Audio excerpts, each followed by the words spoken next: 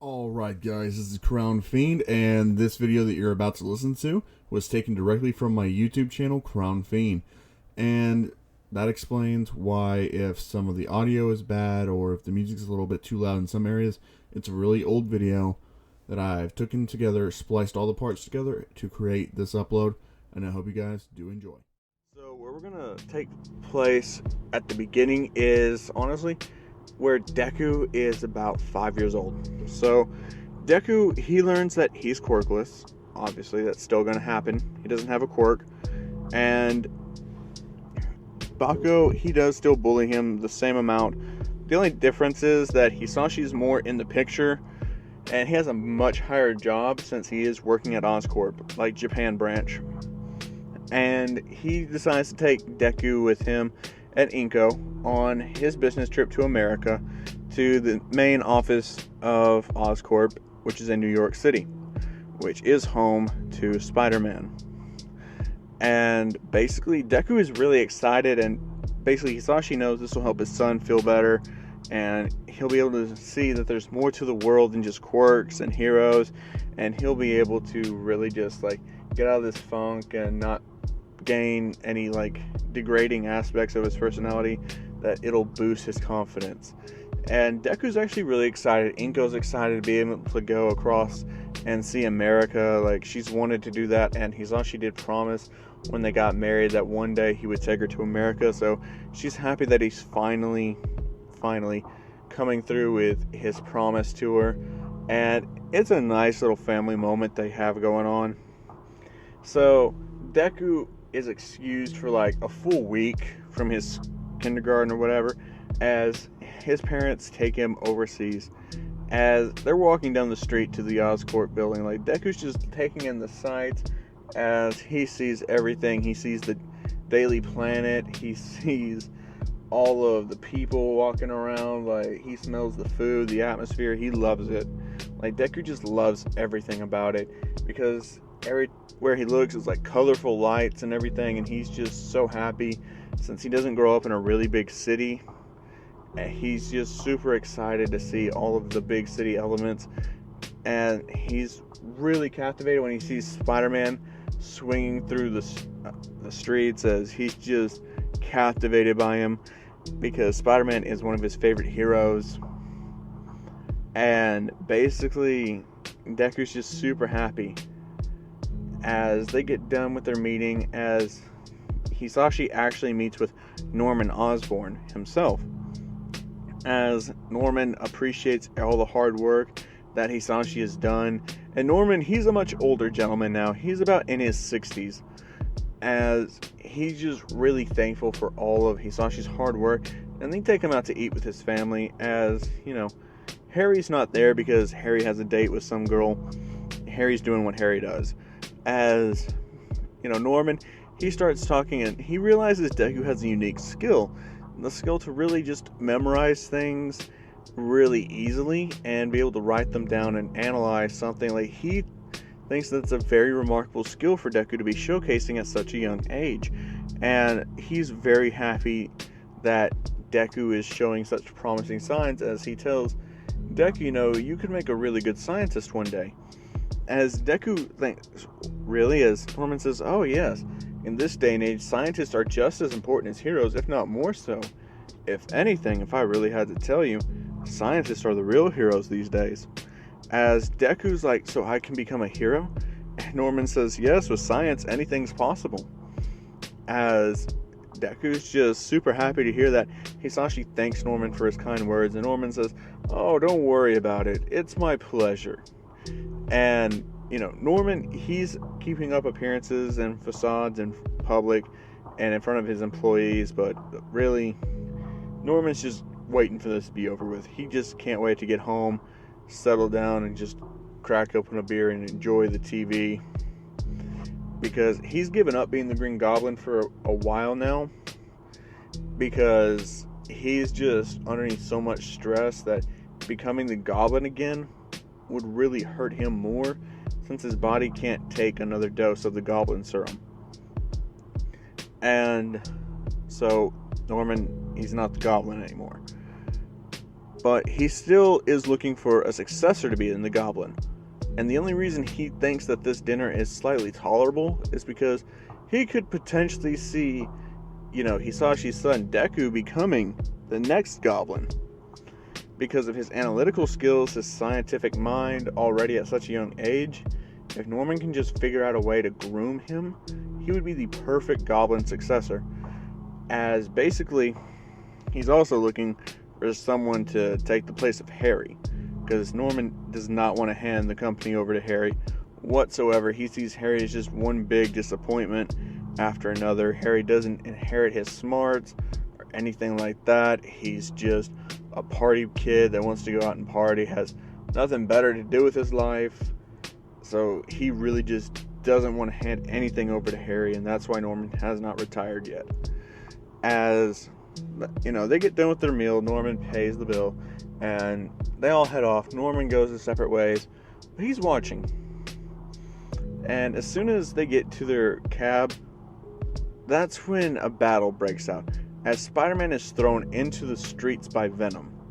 As Deku is watching, as Spider-Man, he starts to beat Venom, and Venom just kicks him, picks up a car and throws it at Spider-Man, and Spider-Man just catches the car and slams it on top of Venom. As the explosions are going off from the battle, basically Hisashi tries to get Inko and Deku and run to safety. But before they can even move, Spider-Man, as he goes to throw another car at Venom, Venom just dodges it. And it hits Inko head on. And Inko just slams right into the back of the building through the glass as she hits their valve room and is impaled on some of the valves. And she was dead already when the car hit her. But as soon as the car started leaking the gasoline in there, and the fumes and the chemicals mixed together, an ignition spark triggered and blew up the whole building as Inko gets blown up. As basically Hisashi is crying, but he picks up Deku and runs him over there to an alley where nobody would really think to look or fight. As Hisashi puts Deku down and says, "Stay there. Just stay there." As he's webbed up by Venom and thrown at Spider-Man. As Spider-Man tries to save him, that's when Venom takes a pipe out of the ground and throws it. It spears Hisashi before Spider-Man can get to him, causing Spider-Man to have to dodge out of the way. As Hisashi is impaled by the pipe and into a car, right into its gas tank, igniting the car and burning Hisashi alive. As Deku's looking around, his mother and his father are just killed, as right before his eyes.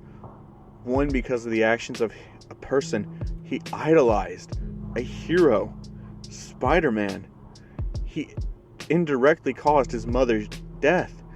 And in Deku's mind, that makes Spider-Man a murderer. As he looks at Venom, and he's burning their images into his mind, like he swears vengeance for his family upon both Spider-Man and Venom. As he's burning the images in, as a car comes flying towards Deku, and that's when Norman picks up Deku and runs with him. As he says, "It's okay. It's alright, I'm here. Sorry I couldn't get here quicker. I tried my best. But as soon as I heard the explosions, I had to make sure you guys were alright. Where's your mother and father?" As Deku says, "They're dead. Spider-Man and Venom killed them. I'm all alone." As Norman looks at Deku, as he says, "Don't worry, I'll take care of you. You're welcome into my family. I'll treat you like a son. I promise." And all the while, Norman sees the rage and tears in Deku's eyes as he smiles and thinks into his head, "Perfect. This worked out better than I could have ever imagined. Not only did the webhead indirectly give me my successor to Oscorp, he also created a new goblin." As he just picks up Deku and walks over there to the agency that deals with, people who are orphaned, who are originally from overseas, as they're checking through the database and they see that Deku has no other living family, and Norman says he's willing to adopt him and go through all the proper paperwork. As the company looks through Norman, and of course, Norman's smart enough to hack into the database and have his criminal history just expunged and removed, and that's exactly what he did. And they look and they say, "Alright, Mr. Norman Osborn, there's nothing on your record. You're a perfect candidate. You're wealthy enough, you're able to house him. There's the fee about the money for adopting this kid, and then, of course, the citizenship licensing." As Norman just says, of course, we'll go through this in time, but until then, can I take him? And they're like, of course. So, all throughout the few weeks or months that it takes, Deku is officially adopted into Norman Osborn's household, and he gives Deku the Osborn last name, making him a legitimate heir to Oscorp in the near future. And of course, Harry, he just sees Deku as like a little brother, nothing to worry about. He still thinks in his head that he's going to inherit Oscorp, so he does bond with Deku, but Deku's not really opening up to anybody. The only person he really talks to is Norman. And his private tutors that are teaching him everything notice this. His science teacher cannot get Deku to focus whatsoever, so Norman actually takes up teaching Deku science. Because Norman notices Deku's most attentive when Norman's around doing science stuff with him. So Norman takes up to teaching Deku science and everything about that. And one day throughout the years, like, Deku is now 8 years old, as Deku comes up with Norman saying, "I think I've improved your formula." As Norman's like, "Oh, did you know?" As he looks through Deku's notes and realizing Deku made a noticeable adjustment to his formula, cutting out the side effects. Something that not even Norman could do. As Norman just looks at Deku and says, "You're a genius, kid. You're an absolute genius. Where did you learn this?" As Deku says, "From you. And from when you teach me science. I pick up on things easily, remember?" As Norman says, "Of course I remember, but this is still more than I ever expected from a child." As Harry's walking in and says, "Hey, Dad, as Norman just says, "Harry, come look at this. Why can't you do stuff like this?" As Harry looks at Deku's notes and says, "Whose notes are that?" As Norman says, "Izuku's here. These notes, they're amazing. They improved upon my formula. He's a genius. Where were you at? Like, you had all these resources to yourself as well, but why didn't you focus on your studies? You could have done stuff like this. Like, why were you not paying attention in classes?" As Harry's just like, "Oh, come on, Dad, you can't compare me to a kid." Really is. Basically, Norman just says, "This kid is smarter than you, and he's only 8 years old. Where were you, Harry?" And at this point, like, Harry's like 24, and Harry's just like, "I'm sorry, Dad, but can I get some more money?" As Norman's like, No, it's about time you started working for your money. I'm not going to keep supporting a deadbeat who's not even as smart as his younger brother." As Harry pops off and says, "He's not even my blood brother, and you're already comparing me to him and starting treating him with more favoritism than your own flesh and blood." As Norman says, "Harry, that's enough." As Harry says, "No, it's not. He's just some stray you took in out of pity. I'm your own flesh and blood. Where is my type of treatment? Why am I being second fiddle to some stray?" As Harry just takes Deku's notes and rips them, as Deku says, "Hey," as Harry punches Deku straight in the face, giving him a bloodied nose and nearly just breaking it. As he keeps kicking Deku, as Norman says, "Harry, that's enough." As Norman picks Harry up by the throat and slams him through his desk and says, "If I ever see you in this house again, you will be going to prison or you will die. Understand me. You are disowned. You're no longer my son, and I'm cutting you off from Oscorp. Find your own way in life." As he throws Harry out. As Harry is just infuriated, and he knows better than to test his father, especially when his father is like this. And Harry, he knows all about Norman being the Green Goblin because Harry was the Hobgoblin once upon a time before he got his mind straightened out. So he calls up the only person he can, Peter, as Peter tells Harry to come bunk with him. So Harry and Peter start living together. As Deku, over the years, he's taught more and more by Norman, and by the time Deku is 10 years old, Norman says it's time to introduce you to what the Osborn name really is. I remember one time ago you said you wanted to be a hero. Do you still want to? As Deku's like, you still think I can? As Norman says, oh, absolutely. After all, I was something of a hero myself.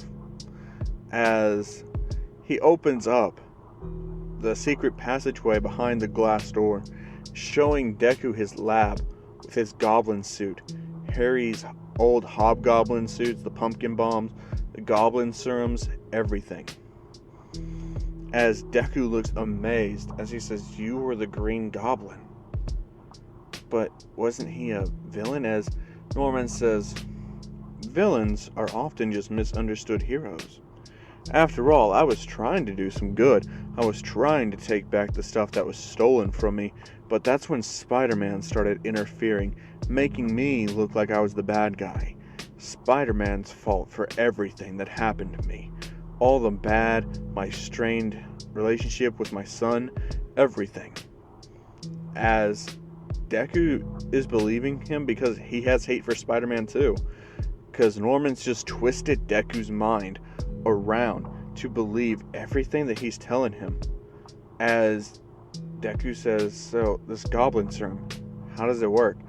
Norman explains that it increases his overall strength, his speed, agility, everything, but it's only temporary for him since his body's gone through so many detoxes and all of that. His body just can't handle another dose anymore since he's been rid of the formula and all of that. As Deku says, why don't we just make it a permanent buff to your body?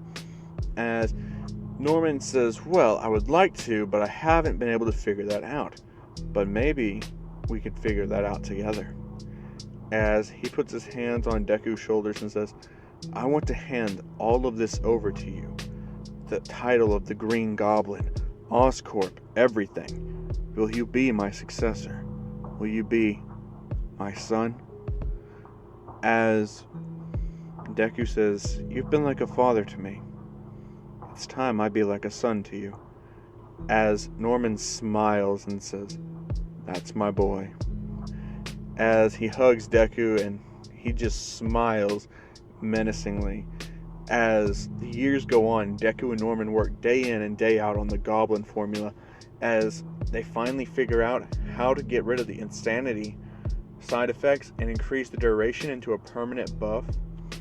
So when Deku is 13 years old, he is finally taking the Goblin Serum. As Deku starts to walk into the Oscorp facility, into the chamber, he drinks the liquid and then he gets into the chamber. As Norman straps him down to onto the table, as he closes the door, locks it in, and he takes out the new Goblin Serum that he's dubbed the Super Goblin. As he inserts it in, as the gas starts filling the chamber, as Deku inhales it, as it starts to solidify, as Norman sees the results, as Deku's muscle capability is increasing more and more. His muscle mass is being broadened out. He's gaining a lot more mass now. As he says it's working. As all the test results go smoothly.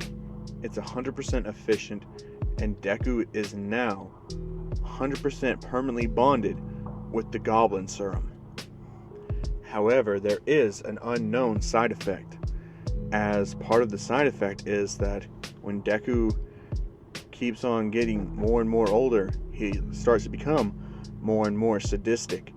Instead of insanity, it's sadistic nature that Deku will slowly lose himself to. Meaning he'll become a lot more brutal and savage than even the previous goblins before him, including Norman. So, after that, Deku is training as he's building his new suit by himself. He doesn't need Norman's help with this, as he already knows from experience he wants his suit to be explosive resistant, since he knows that there could be some people with an explosion quirk. As he actually tries to remember back, he knows there is Bakugo. And one day, if Bakugo's quirk got strong enough, he would need his suit to be heavily explosive resistant. And plus his goblin bombs, the pumpkin ones, he knows that since he's going to increase the explosive capacity of them, his suit needs to be able to take the backlash of it. And another thing is, he doesn't know how well he'll be in different environments, so he needs to be able to make sure his suit can withstand extreme colds and extreme heats. But with the heat part, it's kind of a work in progress. He can get it up to a good degree, but nothing that can handle like the heat of a volcano. So he has to really just give and take with that. He can withstand sub-zero temperatures, but he can't withstand temperatures of a volcano. So that's kind of like the give and take with the thing. He also makes sure that when the plates separate, to have insulated armor that's electric proof. So all in all, his armor is very resistant and strong, being completely bulletproof, knife proof, and could take very high levels of physical punishment. He's very happy with it.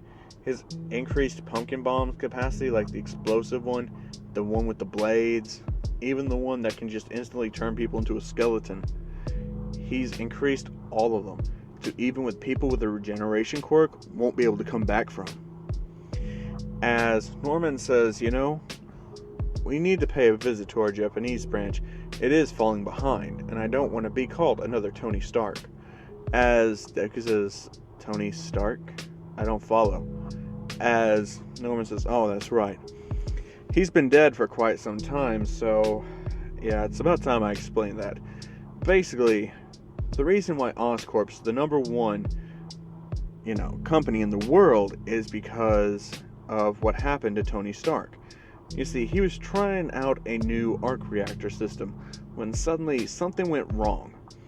It was right here in the heart of Manhattan, actually. And something went wrong, and it caused a huge implosion of Stark Towers. But because he had so much experimental tech in that building, that when that building went down, it took out a large majority of New York with it.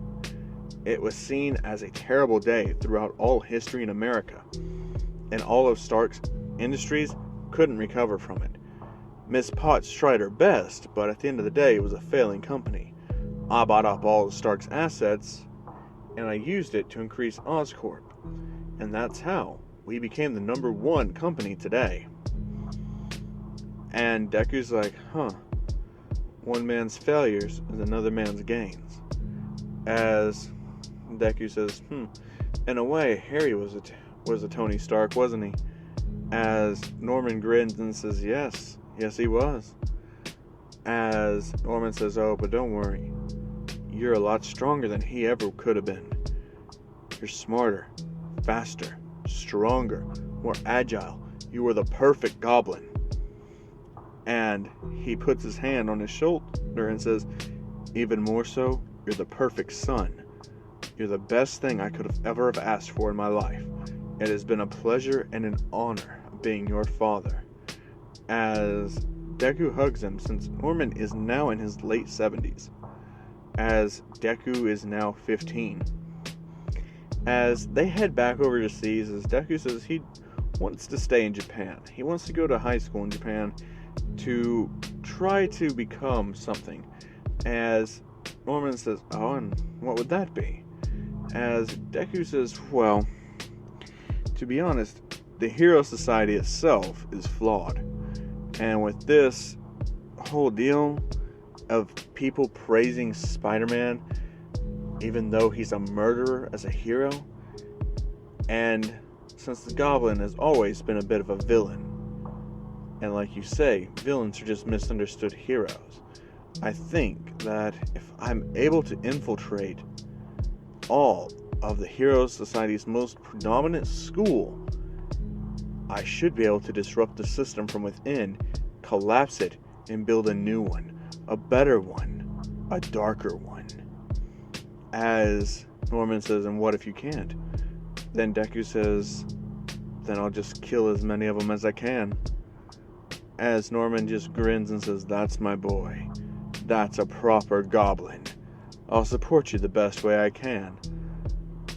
So, Deku begins his training for the 10 months. As he starts putting his gear together, but he knows he won't be able to use it. So, he practices hand-to-hand combat, which he has been taught by Norman for over years now. Like, near a decade. So, he's no slouch in hand-to-hand combat. And with the Goblin Serum, he has amazing strength, stamina, agility, and speed, on par with Spider-Man. The only thing he doesn't have is the Spider Sense. So, Deku is very strong in this. Don't make any mistakes. As, basically, Deku just says, so, did you ever have a team? One day while he's sparring with Norman. As Norman says, yeah, I had a team once. They were called the Sinister Six, but they were all useless. At the end of the day, the only one you can ever rely on is yourself, as he does a high kick, and Deku catches it and spins Norman around, kicking him in the stomach. As Norman tries to get up, Deku knees him in the face. As Norman says, you're a bit more brutal than usual. As Deku says, sorry, it just feels like something in me wants to keep fighting, wants to beat someone.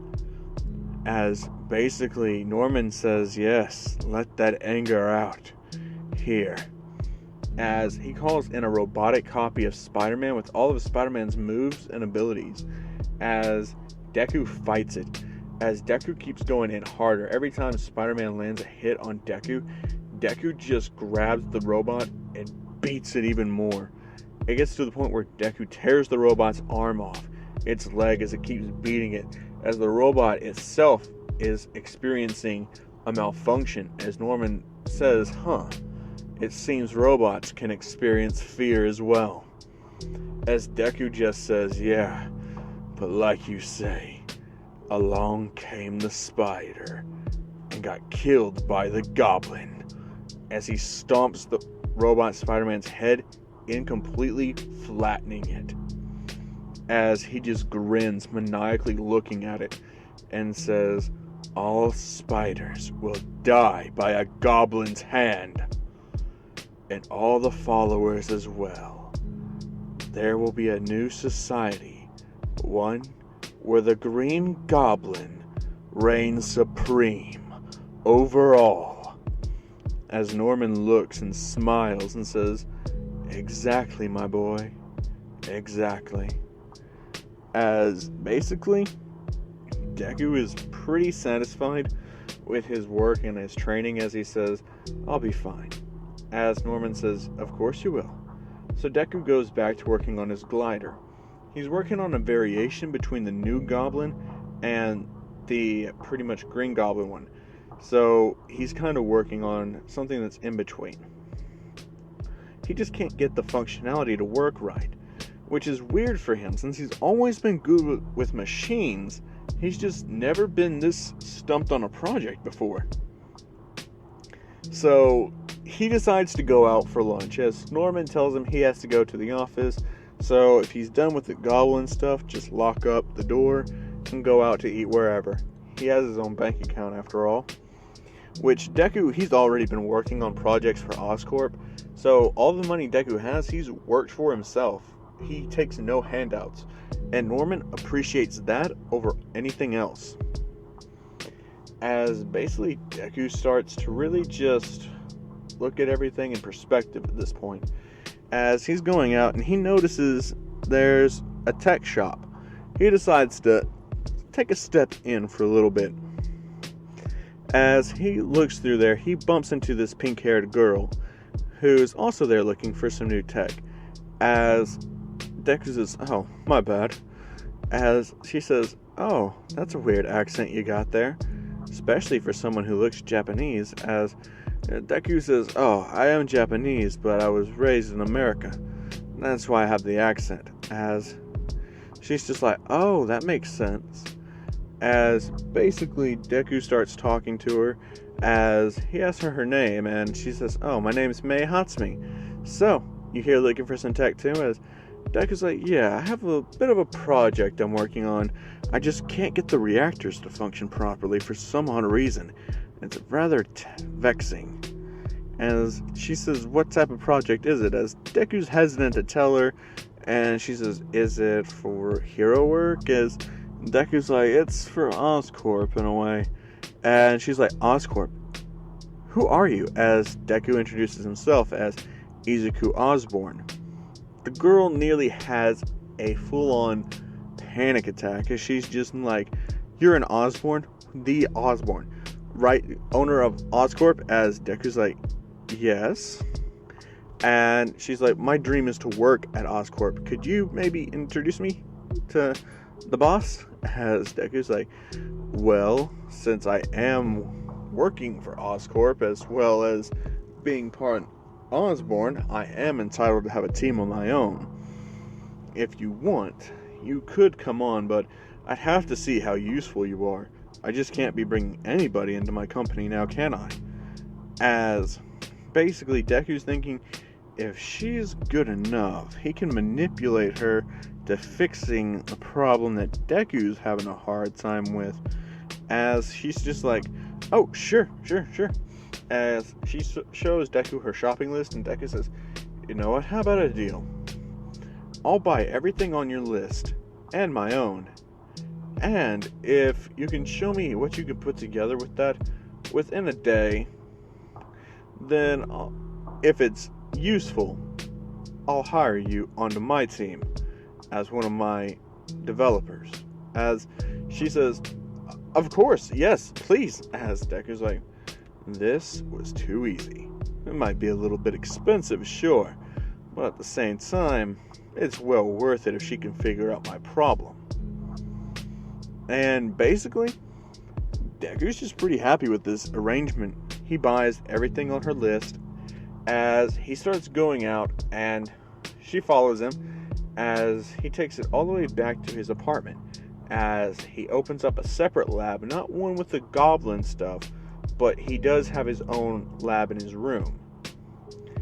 As he has a schematic out for a new suit component that he's been working on, but he's not wanting to show her that, so he quickly swipes it away.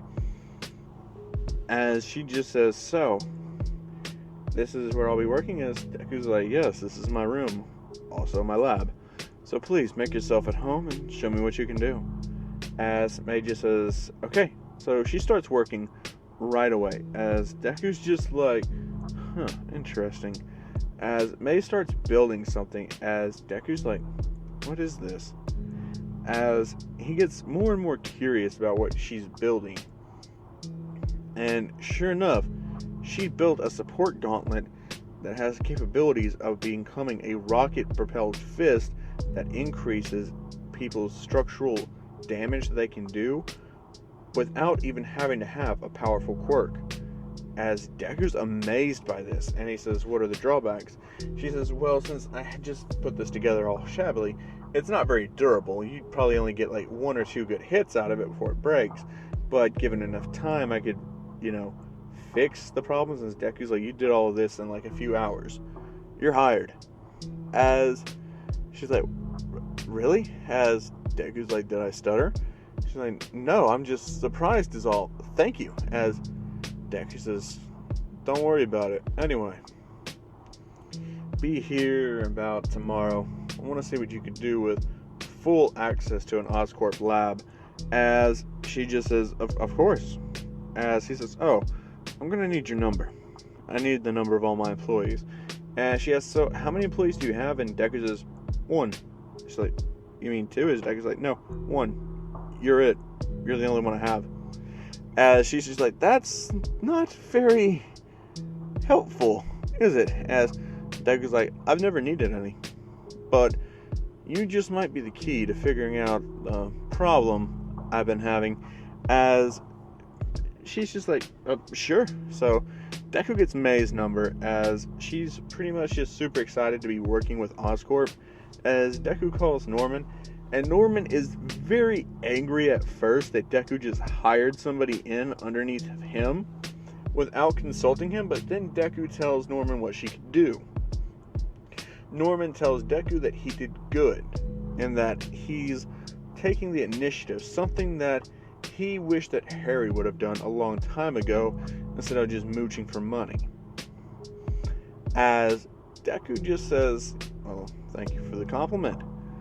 So, basically, Deku is being praised by Norman, and he has May under now his own payroll, which Norman decides to make Deku an official part of the board. Even though he's very young and most of the other board members don't approve, since he is going to be going to high school at a hero school, being part of the board would just be too strenuous for him. But Deku assures them that he is very competent in his ability to handle things. And of course, that's when Norman hands Deku some intern files on who he would like to be interning here, since an intern is basically just like a hand, but they also don't require any pay, just for college hours and potentially a job if they impress them long enough. As Deku's looking through all of these, and he sees one that really catches his attention, and one for a secretary. And the secretary position is a job application, as he says he wants, and he knows that they share the same last name, so he says, I want Natsuo Todoroki as an intern, and I want Fuyumi Todoroki as my secretary. As Norman looks through them and says, are you sure? There's plenty more qualifications. He's like, no, it's fine. Having a brother and a sister here working together could be very beneficial to me. As basically, Norman just says, very well, I agree to this. So, Fuyumi gets an email, and she's ecstatic that she's working for Oscorp, but she realizes there's a name on there that she doesn't quite recognize, and she reads it as Izuku Osborne.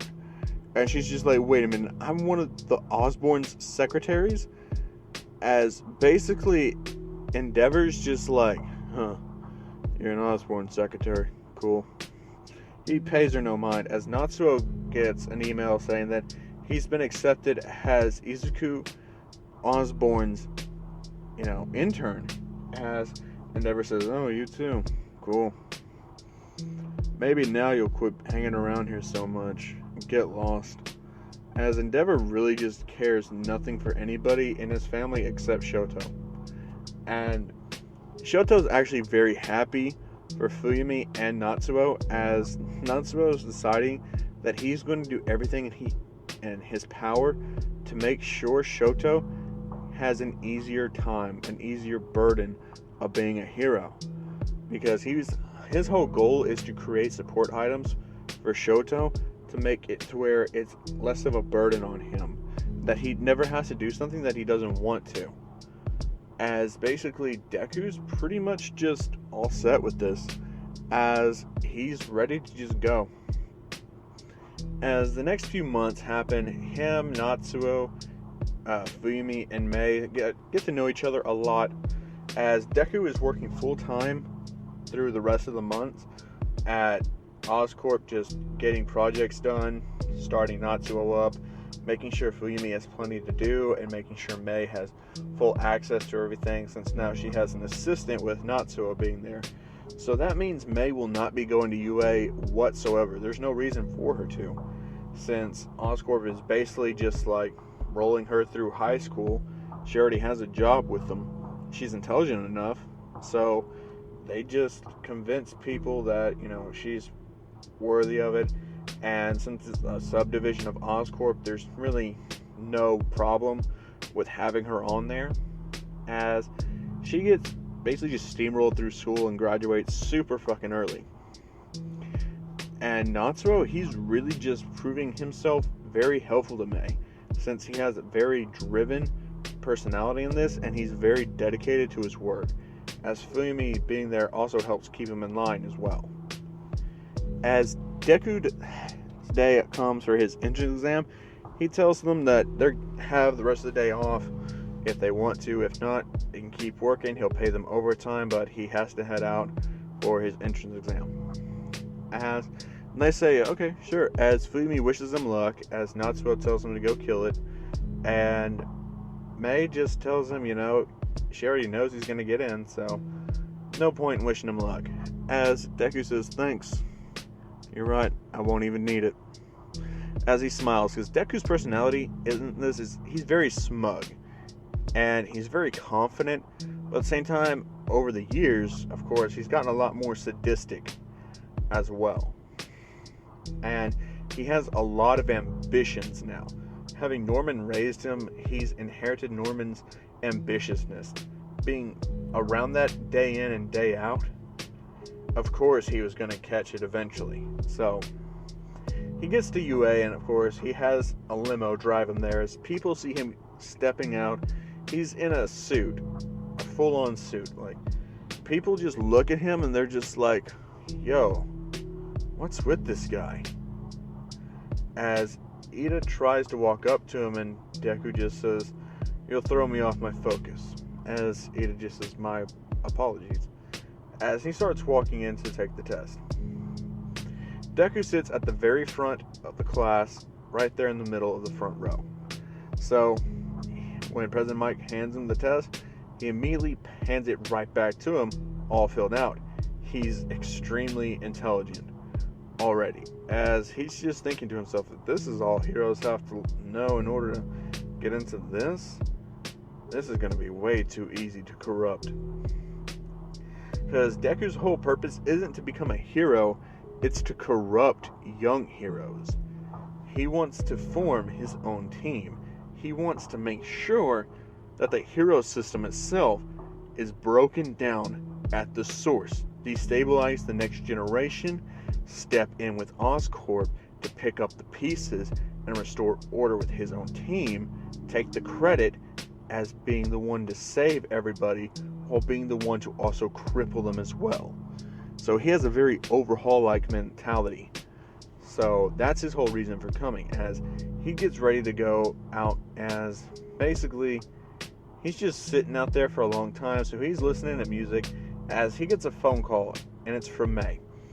He answers it, and Mei says she's very sorry that she did this, but she happened into his room and found these design specs for a glider.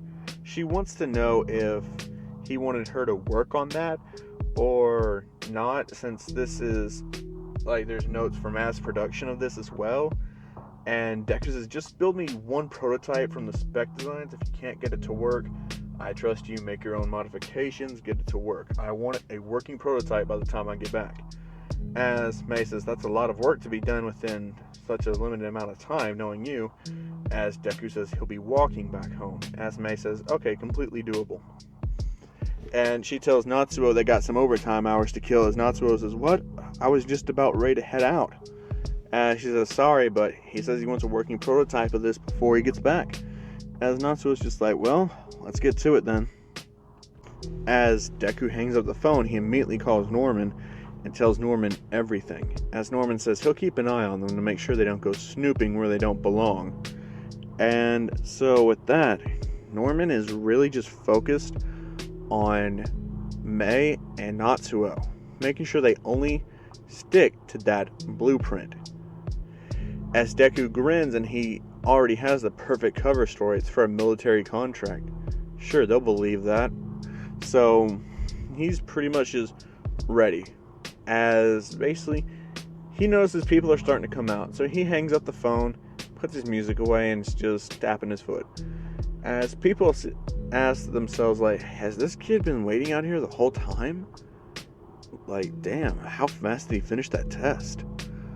But pretty much just like Ida sees Deku just tapping his foot impatiently, and Ida decides to walk up and introduce himself. As Ida introduces himself, as Deku says, yeah, nice to meet you, Izuku Osborne. As Ida hears Osborne, he's just like, you're an Osborne? As everyone starts to immediately gasp and say, an Osborne's trying to take this entrance exam? Incredible. As they're just all looking, and Deku immediately gets crowded as he has personal space, back the fuck up. As everyone's just like, oh shit. As Deku says, just because I'm an Osborn doesn't give you the right to crowd me, okay? We're personal space here. As far as I'm concerned, I'm not in the office. I'm just an ordinary citizen here to take an entrance exam to get into high school. I don't need anybody thinking of me as anything more than that. Do I make myself clear? As they say yes, and Deku's no, I don't want you to just say yes. Say crystal. I want to make sure there's no mistakes from what you are hearing me say. As they all just say, crystal. Everybody backs up and gives Deku his space because he was just very intimidating. As people notice, the dude's built. Like, he has an adult muscular build already, and he's only around 15 years old. This is insane. As the gates open and Deku just blitzes in and starts wrecking all of the robots. And he's doing it viciously, as every hit he takes towards a robot, it's just building up that sadistic nature in him more and more as he's letting it out. As he's defeating robot after robot, viciously tearing them apart, using parts of each other to slam into each other. As he takes one robot's arm and slams it through another one's head, taking the head off and throwing it at a robot and pushing it right through its chest. He's pretty much just being as villainous as possible, and people just see him and they're just like, yeah, let's not mess with that Osborn kid. As Bakugo realizes there's someone more villainous than himself around, and he actually kind of just smiles at it. As Deku is getting a lot of villain points, but also hero points as well. As the 0 pointer starts to come out, and Deku just says, yeah, I'm not about to deal with that. He hears somebody under there, and he just chooses to ignore it, running off. Which means there's no one to save Uraraka. And Uraraka's life is nearly ended by that 0 pointer. But that's when one of the pro heroes comes down and just saves Uraraka at the last second. As Nezu feels really bad about, putting the students in that danger, so he says that he's very sorry about that. It was a secret test to give people rescue points, but nobody went for it. And Deku's like, yeah, I didn't really need it. I got enough points to get in. Guaranteed. So he just starts walking off as people just realize this guy don't give a fuck. That girl was nearly crushed and he's just unfazed by it. As Deku just says, accidents happen all the time. Can't save everyone. As he gets in the limo, closes the door, and they drive off. As Deku tells the driver to stop to get them something to eat, he did tell them that he was going to walk home after all. As the limo driver says, I cannot allow you to walk home. As Deku says, I know. That's why we're going to eat instead. I know you're hungry, right? As the driver says, yes, I actually am. As Deku says, it's on me. Let's eat. As Deku is very nice to his driver and his butler, because he wants to treat them with respect and make sure that they welcome him as the next head of the Oscorp family, because he really does need the people's support in order to kind of close Oscorp back off. If he makes it a private business again, then that means he can get rid of the board. And with Norman's support on this, it will also force people to think of Oscorp as a more private business who can put out private, contracts and have a lot more worth in the company, and will allow him to raise Oscorp prices, considering everything will be manufactured through them. They'll have their own mining operation and everything.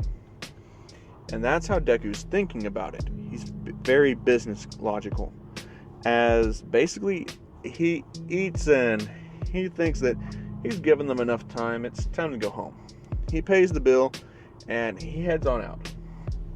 As pretty much the only people that are really just left are just, people that are walking back home or heading out to work for the night shift, because the driver's taking it slow so Deku can digest his food, get in a good mood, a good headspace before he walks in there Because in Deku's mind, there's no way they got a working prototype. And he gets back to the Oscorp building. Him and his driver go right on up to Oscorp as he opens the doors for Deku. Deku walks right in, and Norman's on the couch with a glass of scotch as he says, "My boy, they did it. A new prototype of the glider. It's marvelous." As Deku says, "Really? Where are they?"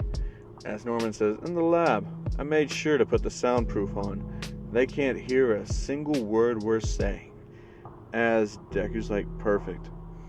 So, tell me, what'd they do?" As basically Norman says, "Well, the girl did take a lot of liberties with trying to get that thing to work. Your design never would have worked. Hers works just like a charm. It's faster than my old one, more maneuverable than the new Goblin one. Hell, even the Hobgoblin glider had nothing on this. Not even to mention the spikes that come out now have a thermal mode to them as well as an electrical mode." As Deku says, "Really?" He says, "Yeah, it's honestly quite amazing." As he says, "So, what about the helmet?" As Norman just says, "That helmet of yours, well, that's your own little pet project, right?" As Deku says, "Yeah.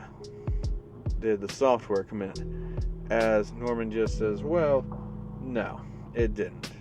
So, I did a little bit of work on it myself. I used your notes, incorporated my experiences with my notes itself, and I think we got a pretty good solid deal. Sonar, X-ray, thermal, and night vision as well." As Deku just says, "So, got all our bases covered." As Norman says, "Yes, we can even pick up on people's sounds, minimize all background noises, and trace their exact pinpoint from the radio waves." As Deku's like, "Really?" Norman says, "Yes, I'm making sure you're the most well-equipped goblin out there." As Deku just smiles and says, "So, am I allowed to use this out there and call myself the Green Goblin?" As Norman just says, "Of course. I wouldn't want you going by any other name."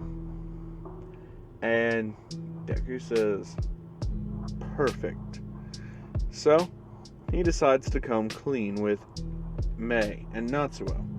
And he decides that it's time to do a little bit of research on Natsuo Todoroki's family life. And basically, it's not really hard to find it because Norman just pulls it right on up. And he sees all of the reports of fires being near their house, how one of their siblings is stated dead. And Deku can tell that this is going to have a very good resonation with him, seeing as how Natsuo has a lot of seemingly aggression towards his father as being the number one hero and not being there for his children. That's what Deku's thinking.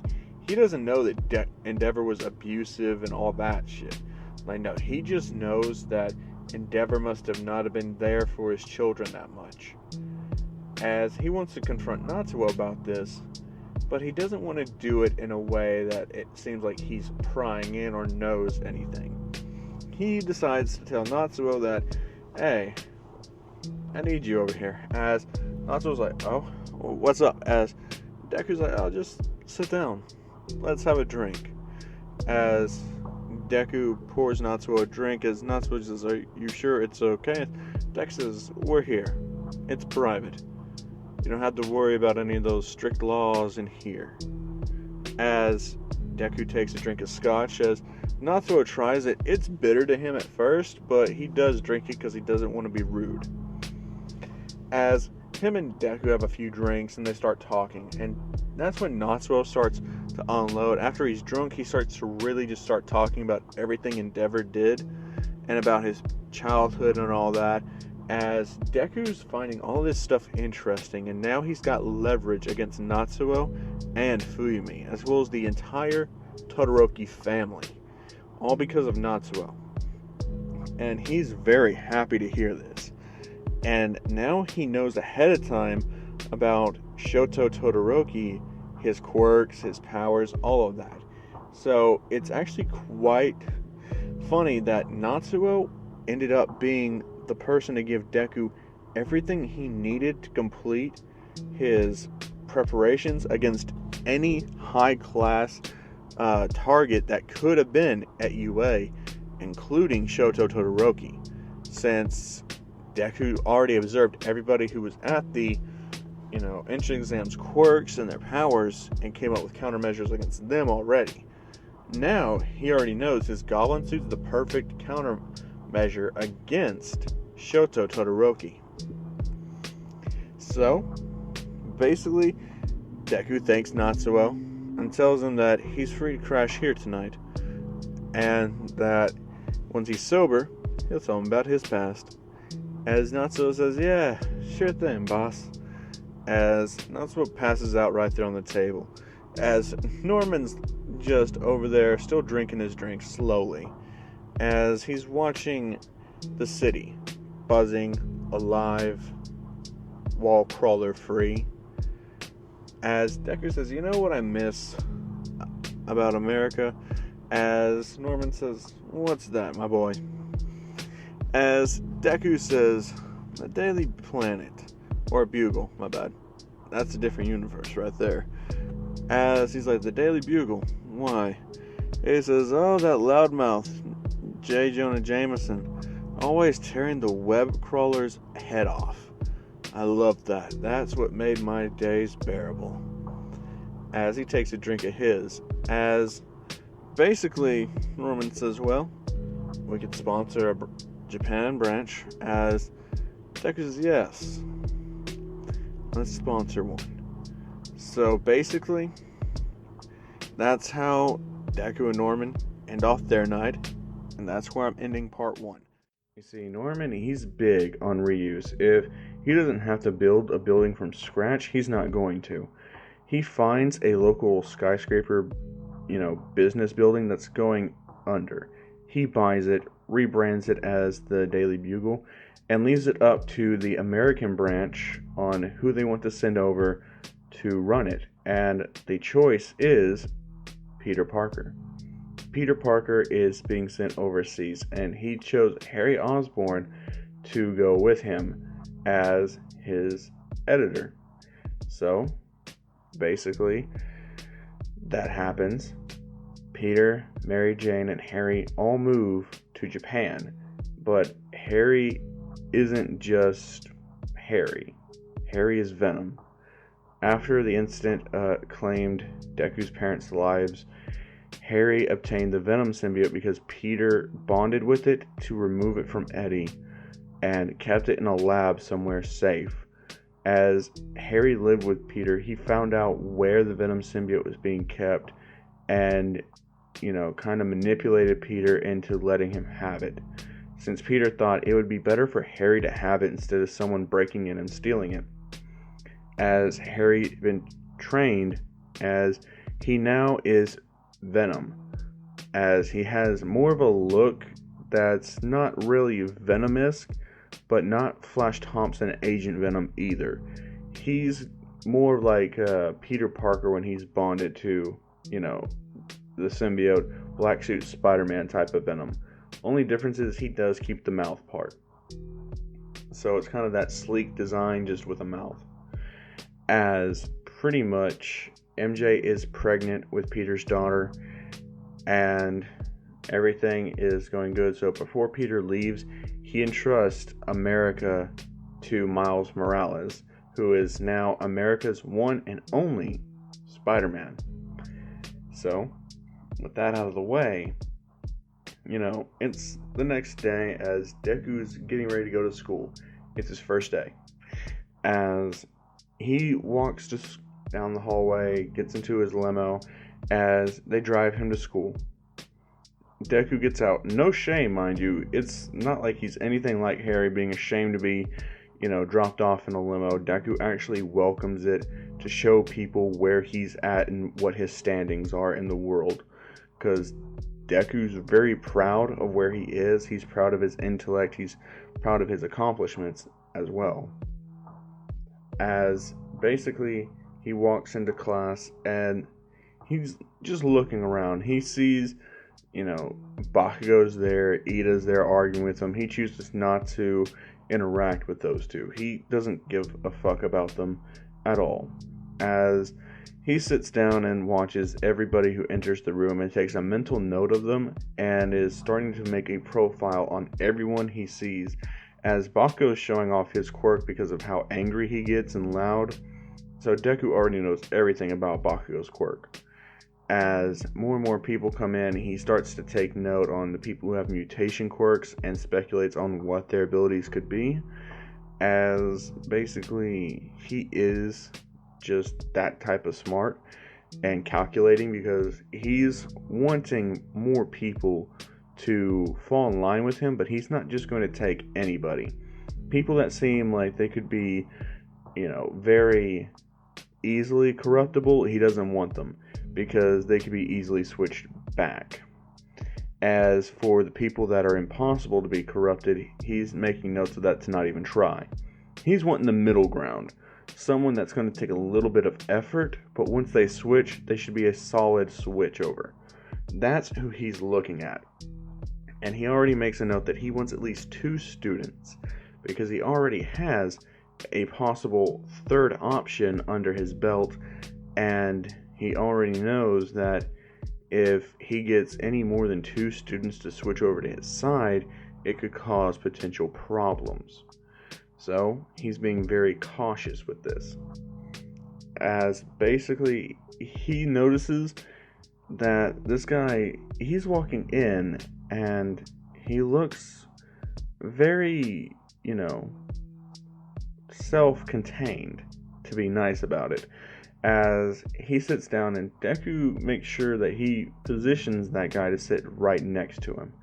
So with Shoji sitting down, because that is the guy that Deku was eyeballing, he immediately starts talking to Shoji. He introduces himself as Izuku Osborne, as Shoji introduces himself, as they start getting to talk, and Deku asks him what his quirk is, as Shoji just tells him everything about his quirk.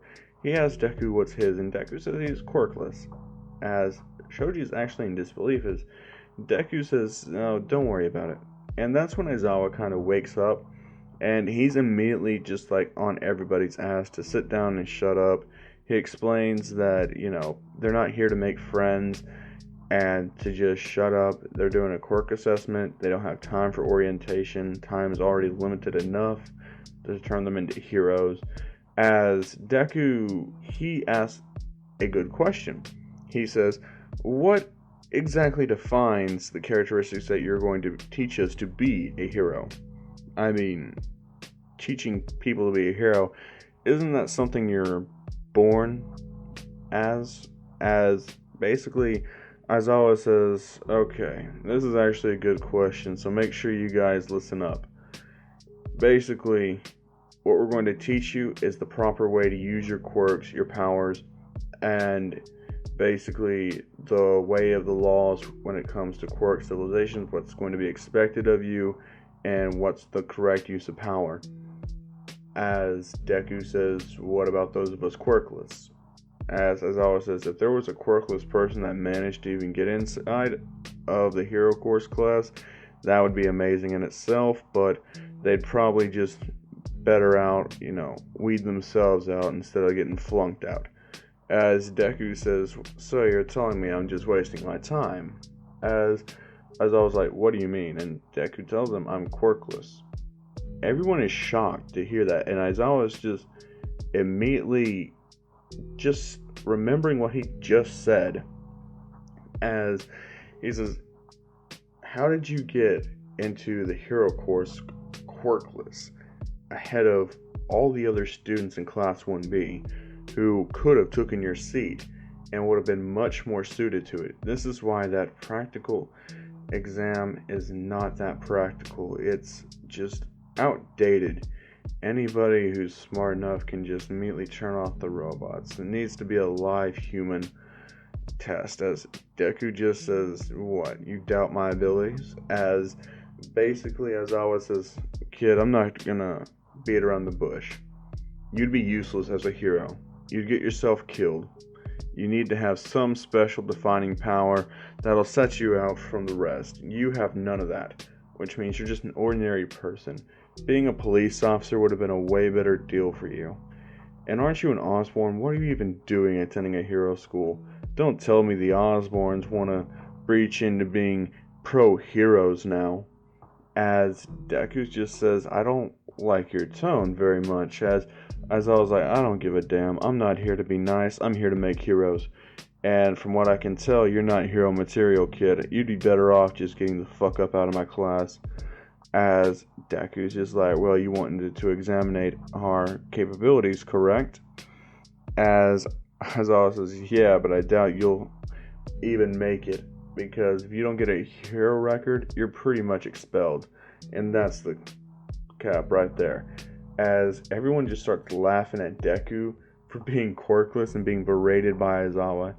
And Deku just says, and if I do get a hero record, what are you going to do then? Aizawa says, if you somehow manage to get a hero record, I'll just let you pass and I won't say another word to you. As Deku says, that a thing?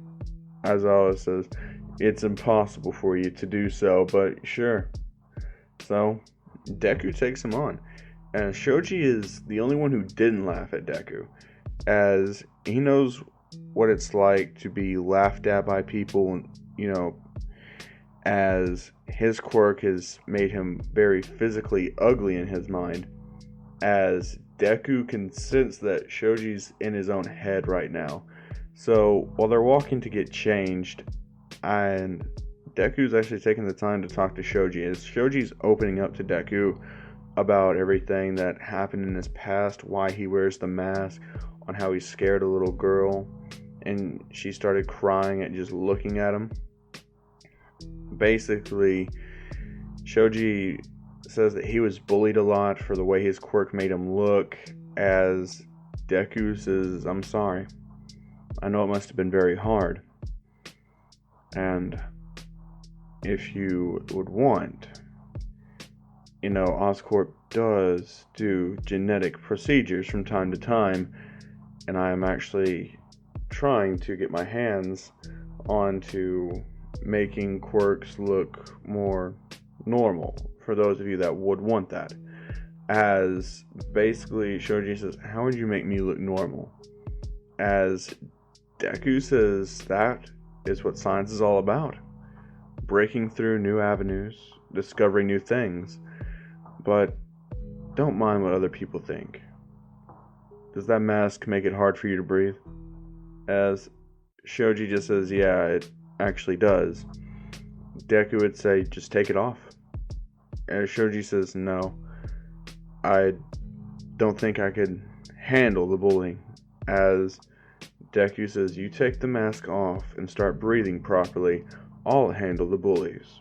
It's that simple. As Shoji just says, are you sure? As Deku's basically planting the seeds inside of Shoji's mind, because Shoji, he still has a strong sense of justice, but he's not someone easily, you know, turned over, and he's not impossible to turn over either. That's why Deku is trying so hard with this guy. He's the perfect candidate, and he's the only one that didn't laugh at Deku. Meaning, Deku's not about to do wrong by this guy who hasn't done wrong by him. That's his principle.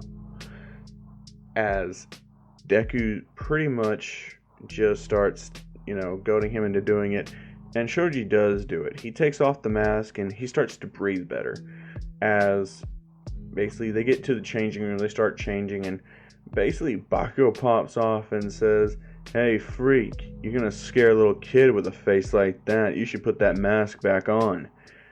As Shoji's about to do it, as Deku grabs Bakugo's arm, starts squeezing it.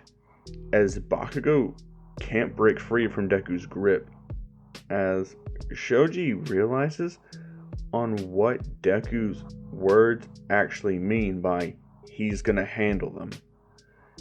As Shoji just says, hey, it's not that big of a deal, man. I'm used to it. As Deku just says, still, you're my friend. And Osborns don't let their friends get humiliated like this. As he takes Bakugo and slams the back of his head against the locker, bending the locker door.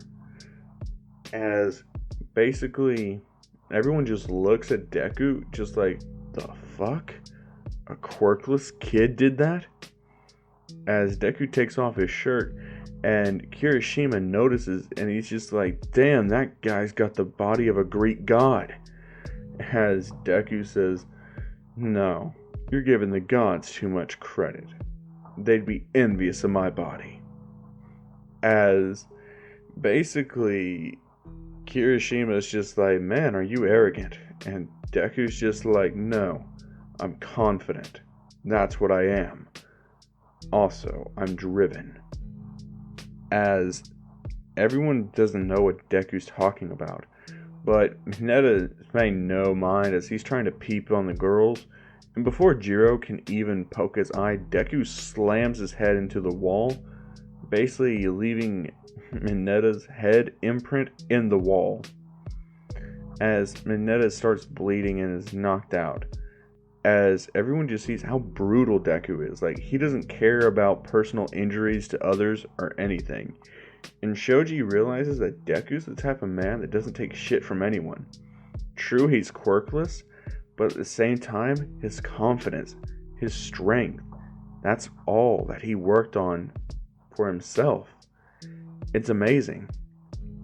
And he starts thinking about what Deku said about the potential to make his quirk look normal. And he's honestly considering taking Deku up on that offer. As he walks out with Deku, as he starts asking Deku more questions about it, and Deku would say, well, we'd need some blood samples for you. We'd need to run several testing on what would actually affect your DNA in this way or that way. It's all very complicated and complex. We can't give you a straight answer right now, but if you do decide to go through with this, it's no cost to you. We're friends, aren't we? As he holds his hand out to Shoji, as Shoji takes it and shakes Deku's hand. And he says, yes, of course.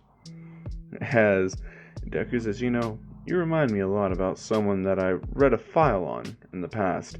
Has basically Shoji's just like, and who was that? As Deku would say his name was Otto Octavius, a brilliant man to be sure. Don't question that at all. Like, the man was a true genius of his time. As basically Shoji's just like, wasn't he a villain though? And Deku says, really though, what is a villain and what is a hero? As Shoji just says, heroes are people that save others and villains are those that try to harm others. And Deku's like, man, you really just have a black and white outlook, don't you? And Shoji's just like, what do you mean? And Deku says, that's a comic book world. This is the real world, where black and white don't really exist. Everything is a shade of gray. You see, villains are just misunderstood heroes. After all, Otto Octavius, things he was doing, would you believe me if I told you that they were out of love, out of grief, that he was a man mourning, and was just sent to ruin by a so-called hero? As basically Shoji says, I would need an explanation before I could believe it. As Deku explains that Otto Octavius was a man captivated by his own research, his own experience, a true man of science. And his way about it, one experiment went wrong. It was just after he added his extra mechanical arms. The science lab experiment went terribly wrong.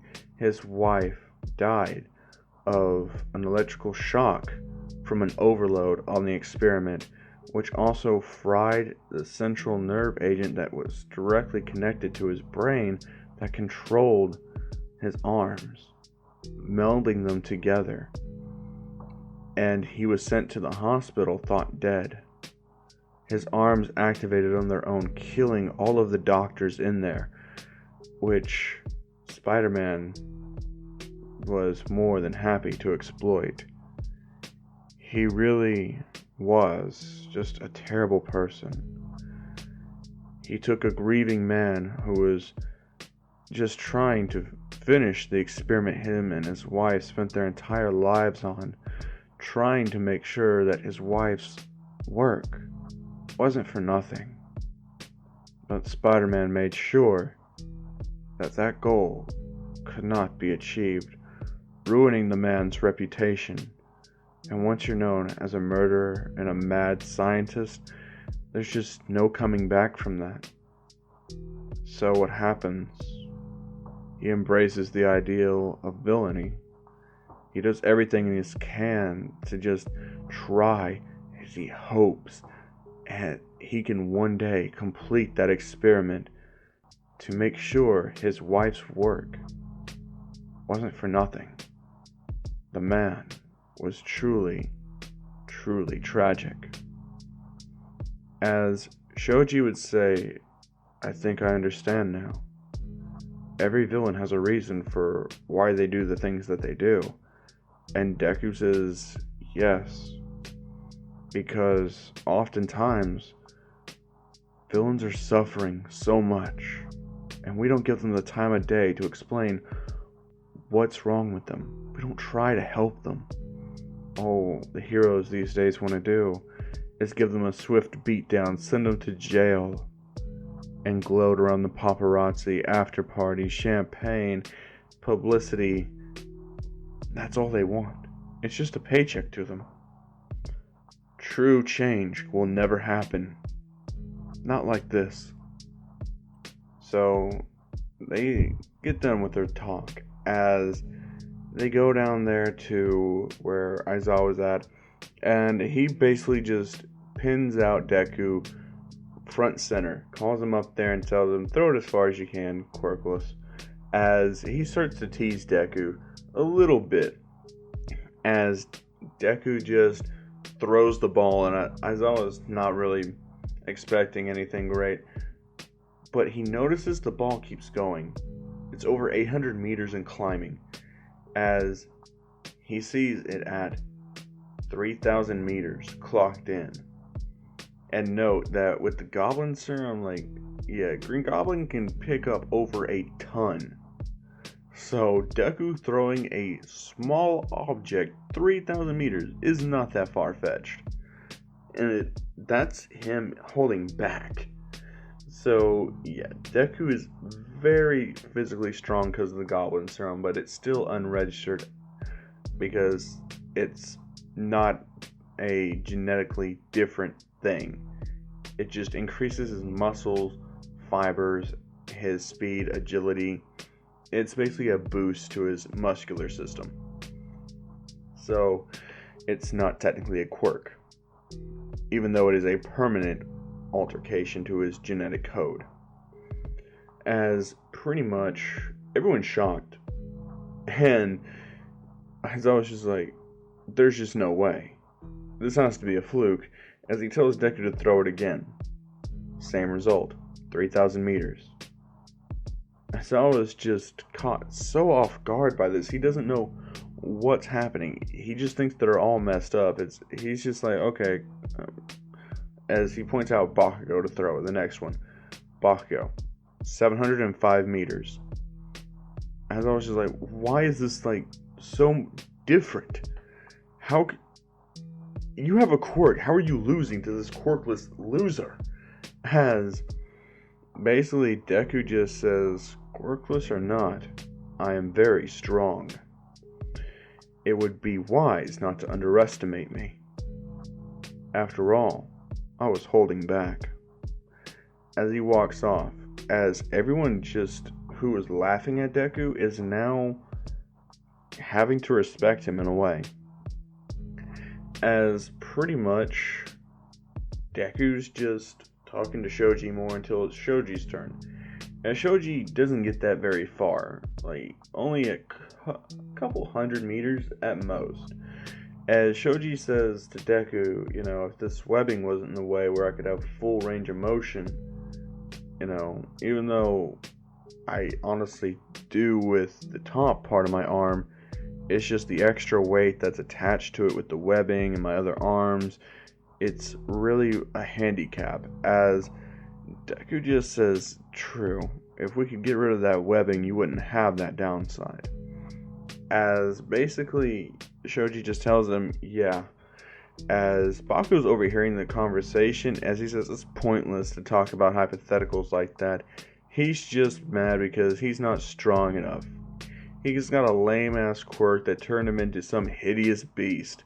He should just pretty much go off somewhere, because he looks more like a villain than he ever will a hero. As Deku just looks at Baku and says, do we need to have a repeat of the locker room? As pretty much Baku just snarls at him and says that he caught him off guard. He won't let him do that again. As Deku's about to step right in front to where Baku's at, as Aizawa says, you, Osborn, keep causing problems and you'll be expelled. Do I make myself clear? As Deku grits his teeth, he's not wanting to embarrass Norman, but at the same time, he's not wanting to back down from this. But he decides that it would be in his best interest right now to yield, just so he can recruit one more person. After that, he doesn't give a damn about being at UA. As he just says, fine. As he backs down for now, as Shoji says that he appreciates him going up to bat for him. He'll remember that. As basically he tells Deku he's wanting to go through with the potential experiments. As Deku says, alright then. As basically everybody else goes, Uraraka gets Infinity, and Deku just kind of snarls at her a bit, just thinking that she only got that because of her quirk. As pretty much she's bragging to everyone and actually comes up to Deku and starts to brag in front of him. As Deku's just like, that sounds pretty damn condescending coming from someone who nearly got killed the other day. As Uraraka remembers back to the 0 pointer, as she starts to shake a little bit, as Ida actually comes up and just says, she had an unfortunate event and you couldn't give a damn about it, so you need to quit talking to her like that. As Deku says, oh, what? Don't like your girlfriend being disrespected? As Ida says, she's not my girlfriend, but she's a classmate. Show her some respect. As Deku says, I'll show respect to people who don't laugh at my face for my misfortune. As basically Ida says, we're sorry for laughing at you, but that doesn't give you the right to go around, and Deku just tells him, you need to shut the fuck up before you end up in the hospital, man. I'm not in the mood to be trifled with. As basically Ida's thinking he's about to smoke this guy in the race, as Deku's like, you know what, fuck it, I'm gonna beat everyone at this motherfucking race. So the race happens and Deku wins it by a landslide. Ida's taken aback by that, as he's just like, how? As Deku's just looking at him and says, so, beaten by a quirkless guy, when your quirk's practically made for speed, huh? How disappointing. As he walks off, and Ida's actually pretty mad at that, as pretty much he feels disrespected, and that was Deku's full intention, was to disrespect Ida so badly. as pretty much all the other events happen, and Deku just kind of holds back on them a lot because he's not wanting to be at the top center of everything. So Aizawa just thinks that this kid's just a little bit strong, but he's just super fast. That's all he's got going for him. As he did make the deal with Deku that he would just not talk to him anymore if he got a hero record, which Deku did. But Deku's not voted for class representative. Instead, it is Ida and Momo, which, surprise, surprise, not that different from canon. But Shoji actually did put forth Deku's name, and he was the only one to do so. As pretty much Deku chose not to vote for anybody. And Aizawa calls him in after class and asks why didn't he vote for somebody, not even himself. As Deku just says, basically, if I had to vote for somebody, it would have been Shoji. But he told me not to. So, my vote went for no one. As pretty much, Aizawa's just said that, look, this school isn't the best fit for you. You're quirkless. Sure, you're a little bit strong and you have, some speed on you, but you're quirkless. End of the day, you're gonna get seriously hurt, and it's just better for the school's image if you drop out now. As Deku just says, he's not doing it. He's going to attend this school, whether Aizawa likes it or not. And Aizawa says, look, I'm trying to be nice about this, but if you won't see reason, fine. Just wait till Heroes vs. Villain event happens at the end of the week. And pretty much, Deku just blows him off, goes out to his car, as Shoji's waiting for him by the gate, as Deku just tells Shoji to get in the car with him as they go to Oscorp. As Deku introduces Shoji to Norman, and Norman is very sympathetic to Shoji, as Shoji can see on how Deku's the kind of man he is, with Norman as his role model, which he thinks that Norman's just perfectly fine. He's an amazing person, all that, because Norman's really good at public appearances, and so is Deku. As basically Mei would come in and would tell Deku the progress reports on all the gear that she's been working on, as Natsuo would, give him the rundown on the high-powered gear that Natsuo has been working on, as they have it called Project Shocker, which basically is a little hint at something to come. But basically, Deku and Norman get Shoji in the lab as Natsuo extracts blood samples, as Deku's running all the numbers through the computer. Norman's going through the database, seeing on how they could manipulate this DNA, as basically Mei's just taking some downtime. And Fuyumi is actually checking up and telling Deku about all his appointments for the week, as Deku, remember, he is a actual employee at Oscorp. He does have work that he has to do as well, and considering he is on the board. So, yes, Deku is a very busy man. But he still finds time to balance everything. So, end of the day, basically, they have a good amount of research time for Shoji, as Deku has Shoji be dropped off by limo, as Shoji thanks the driver, as the driver says, think nothing of it. If Master Osborne decided that you were worthy of his friendship, then that should be something that you hold on to most dear.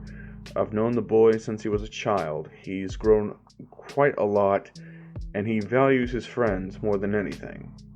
Count yourself lucky to have a friend such as him, especially since he's not charging you a thing for this. Normally, this type of experiment would cost billions of dollars to perform. He's charging you nothing. Be grateful and be good to him. Always have his back. Promise me that. As Shoji promises, as the driver drives off. And back at the lab, Deku is crunching the numbers, going through all possible scenarios, as he's thinking long and hard. Natsuo is trying his best, but there's just nothing he's coming up with. Norman is stumped on this, and then Deku figures it out. Octopus DNA. That's the key. as he starts inputting genetic mutation for octopus DNA, as he starts twisting it and mending it to highly splicing techniques and altering it on a molecular level, even at an atomic level, structuring everything to go together. He injects it into Shoji's DNA, and the projection that is happening is the painless deconstruction of the webbing, fixing of his face, and giving his arms full range of motion, even a 360 degrees range of motion. All painless. As they run several more tests, and out of 1,000 tests, all come back with the same result. As Norman is very impressed with Deku, as Natsuo, Deku, and Norman celebrate the night, as they call up Shoji and say, after school tomorrow, you will be perfected. As Shoji drops his drink and his parents rush in asking him if he's okay, tears are running down his face, and Shoji just says, yeah, I'm fine. I'm finally gonna be fixed. As they don't know what he's talking about, as basically Shoji doesn't want to tell them because he wants to surprise them. As basically the next day of school happens, Deku's pretty much just going all throughout his studies. As school ends, Shoji once again goes to Oscorp with Deku. They inject him with the serum, and the exact results happen. Shoji is painlessly losing all the webbing. His arms become free of each other. They have all the range of motions, even more. Shoji's mouth gets fixed towards a normal looking face, and Shoji is immediately happy. He's just so thankful to Deku, like to the point to where Shoji's quirk is so much better now because the webbing downside is immediately just cut off. There's no downside to it anymore. He has the extra limbs deal, but he mainly focuses it into extra arms. He can still have the extra limbs come out when he wants them to, because what they did is rebooted his entire quirk, giving him the extra limbs that were there fully transformed into arms, as he has now extra arms. And the extra limbs that can grow out of him can also retreat back into his body, that give him like the extra eyes or ears, mouth, all that.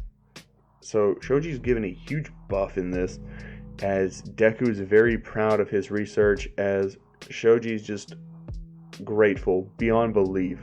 His quirk's way better than it ever was before, and he's just like taken aback. It's all too much for him. As they start to celebrate, Deku goes in there and he pours Shoji a drink, and this is Shoji's first time drinking, and Deku just tells him, go ahead, drink up. So that night they drink, as Shoji, he doesn't get drunk, he just has the one because he's trying to be responsible. But he does see a lot of footage from Doc Ock, as Shoji says, I kind of like that name now, it'd be really fitting for me. As Deku says, what, Dr. Octopus? As basically Norman laughs and says, you're not much of a doctor though. As Shoji just says, that's kinda true. But Norman says, it should be fine though. Doc Ock is dead. He died of cancer some years ago. It's fine. After all, there's a lot of villains that died. Some I worked with, some I didn't. They come and they go. It's like that in this line of work. As basically he starts listing, the people from Spider-Man's Rogue Gallery that died. Rhino died in the explosion of Stark Tower because he was down there robbing a bank, as he immediately got blown up. As Shocker, he was killed by Venom. The list just goes on and on. Like, the only few Spider-Man villains that are still alive, like Electro, but he's being kept by S.H.I.E.L.D. in a highly secure prison, and Carnage is still around, but just the symbiote. Basically, Cletus is already dead and gone, as there's a lot of villains that have just died from Spider-Man's rogue gallery, and that's why he hasn't been really that active.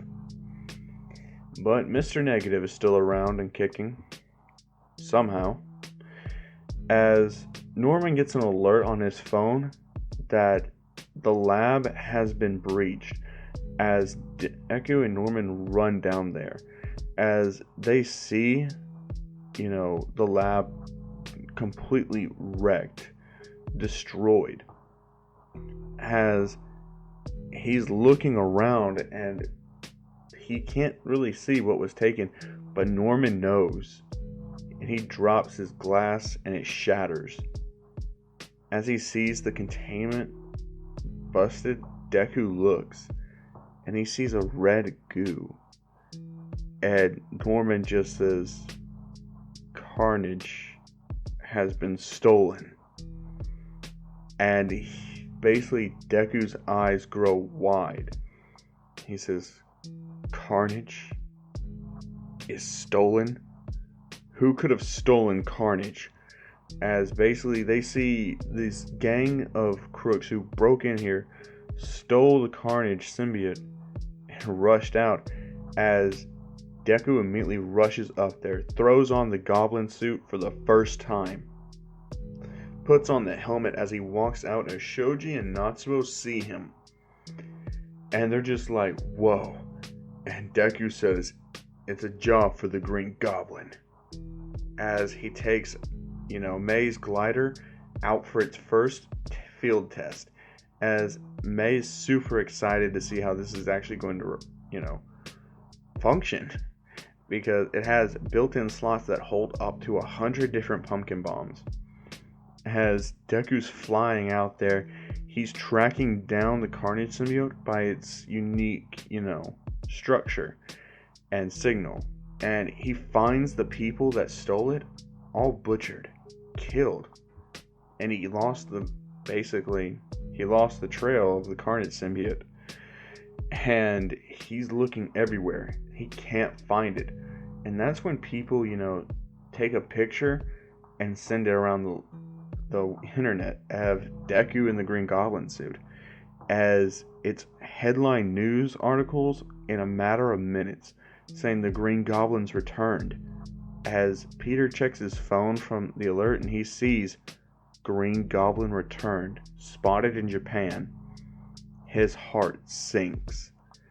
Harry sees this and he's just like, "Don't tell me." As, Peter's like, "Don't tell you what? What aren't you telling me, Harry?" And Harry says, "It's obviously my dad again. But how? It should have killed him. Unless his new son figured out a formula that could help Norman, stay young and healthy a bit longer, and to give him the goblin powers again." As basically, it's just a very blurry picture, but to Harry it looks like Norman's suit, even though it's not.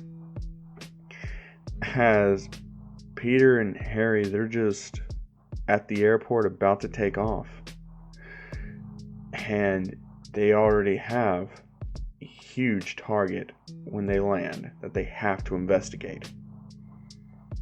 And Deku radios into Norman that he lost the track of Carnage. So Deku returns and he asks Norman, why was Carnage's symbiote kept here of all places?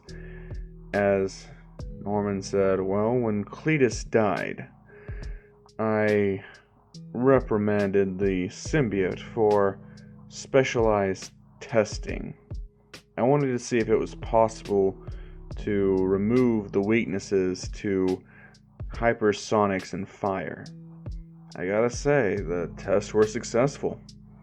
The symbiote is no longer weak to those effects, so it's really just a overall powerhouse now. And you said that the people who stole it were all killed. All of them. Deku says every single one. Carnage could be anywhere. He could be anyone. Has basically,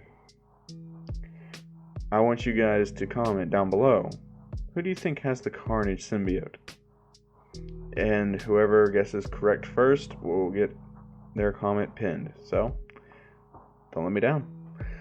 But back to the story. And Norman's just like, that's true. Everyone needs to be on high alert. Carnage is extremely dangerous. As basically, after Deku sees the article saying Green Goblin's back, he knows he can't go to school as the Green Goblin anymore. And Norman says, well, that was to be expected anyway. And Deku's like, sure, but I'm still the Green Goblin. So, Deku decides not to take the helmet with him to school, and to change the overall design of his suit, to have a quote-unquote hero suit. And basically, Norman asks him, well, what name are you going to take? As Deku looks through the field, as he sees Harry's old suit, and he gets a devilish idea. Hobgoblin. The public will know me as the Hobgoblin, but in reality, I'll be the Green Goblin. And Norman just tells him, no, that's not gonna work. You need to be someone different, someone original. As Deku's like, well then, I'll just be known as the hero Osborn. As he takes bits and pieces of the old Hobgoblin suit and reformats it into just like a Iron Man type suit, but without the helmet. He doesn't want his face covered up or anything like that. So it's basically just like, if you could picture basically Red Hood's basically armor design from Arkham Knight, and just have the Hobgoblin suit there, color scheme wise, that's basically Deku's attire. So just think of a more armored version of Hobgoblin from the old 90s Spider-Man cartoon, and you got it. But he's just going by Osborn. So that's his whole attire while he's at school. The thumbnail is what he's going to look like all the other times. So with that in mind, Deku has Mei whip it up, and she does immediately, incredibly fast, mind you. As, you know, Shoji's new attire is going to be, you know, the Superior Octopus. Like, that is his name. He's going by Superior Octopus, and that's the costume that he rocks, just with the extra holes for his other arms. As basically, he's really just ready for it. The Heroes vs. Villain event. As the days of school, they go by pretty fast, as it's time for Heroes vs. Villains. And the matchups are completely different this time around. And of course, All Might's there as he's getting ready to announce who's going to be fighting who and how this is going to go down. He explains all the rules that we all already know. Nothing changes there. It's just the teams that change. So, as everyone sees Deku and Shoji walk out, they're just not really that impressed at all. As basically, they're more shocked with how Shoji looks, because they haven't really paid that much attention to him until lately. As he's just normal now. There's not really that much to him. The only thing setting him apart is that he just has extra arms. Has pretty much the matches are set. So the first match is Bakugo and Ida versus Deku and Shoji. As they high-five each other that they're on the same team. As Shoji knows Deku's full intention, and he doesn't know why he won't go as the Green Goblin here, because in his mind, he can just say that he was testing the new equipment from Oscorp, but he's not really just wanting to push Deku to be the Green Goblin out in public. He doesn't know Deku's real objectives yet. As Deku, he's pretty much just warming up and stretching, as All Might says that him and Shoji are the heroes, Bakugo and Ida are the villains, and Deku kind of just laughs at that, as All Might's like, is something wrong? As Deku just says, oh, Bakugo is always the one calling us villains, and now he's the one being the villain. Kind of funny. As All Might laughs and says, well, irony is funny sometimes. As basically, he starts the match. Deku and Shoji walk in there, as Bakugo is immediately trying to just race right towards Deku. Being humiliated him in that locker room really made him hate Deku, and seeing how Shoji just somehow magically became normal, it pisses him off. So instead of Deku being the one to really beat on Bakugo, it's Shoji, as he grabs Bakugo with his extra arms and just starts holding him midair and beating the hell out of him. Since his explosions are just going off to the sides, there's nothing he can really do against Shoji at this point. As Shoji's beating him and he says, this is what you get for calling me a freak. Someone who should just give up, be a villain, go home. You mess with the superior octopus now, boy. As basically All Might's hearing all of this, and Deku just taps Shoji on the back, saying that's enough, no need to draw any unnecessary attention to himself. As Shoji lets Bakugo down, and Deku's the one who's just watching that, got his sadistic side, kind of sped up. So while Shoji's going on ahead to where Ida is, Deku just seeing Bakugo defenseless like that, he kind of just takes out his earpiece and breaks it. So that way he doesn't have to hear anyone in his ear ruining the moment. As he takes Bakugo by the throat and starts beating him mercilessly, blood splattering from Bakugo's face, as Deku just beats him, breaking his arm, breaking his leg, giving him several fractured ribs, and to end it all off, he lifts Bakugo up into the air and slams his back down on his knee, breaking his spine. And he leaves Bakugo there. As Deku just slams his foot on Bakugo's head and says, grovel in the dirt where you belong, insect. As he just starts laughing maniacally, walking up to where Shoji's at. As Ida and Shoji are actually having a pretty decent fight. Ida's outpacing Shoji by a good bit, as Shoji's really only able to defend at the moment, but when Deku gets up there, it's a completely different story. As Ida just sees Deku walk in, and he feels the hopelessness of the battle. As he's about to give up, Deku grabs Ida's arm and slams him against the wall, as Shoji's right there on him, hammering him in even more with punch after punch, as they start kicking Ida around, beating him senseless, as he starts to, have blood come out of his lips. As Shoji hesitates for a second, Deku does a spinning back fist right to Ida's face, breaking his nose completely. And he tells Shoji, go ahead. He's still standing, which means it's still fair game to beat him. As they keep beating Ida so bad, Ida's nearly puking. Tears are in his eyes as he can't even talk to say he surrenders. As All Might has to physically come in Shoji's ear saying, that's enough. It's over. He can't fight back. As Ida drops. As basically everyone there is just saying, I couldn't tell who was the villain and who was the hero in this. As All Might's pissed that 2 students got that badly injured.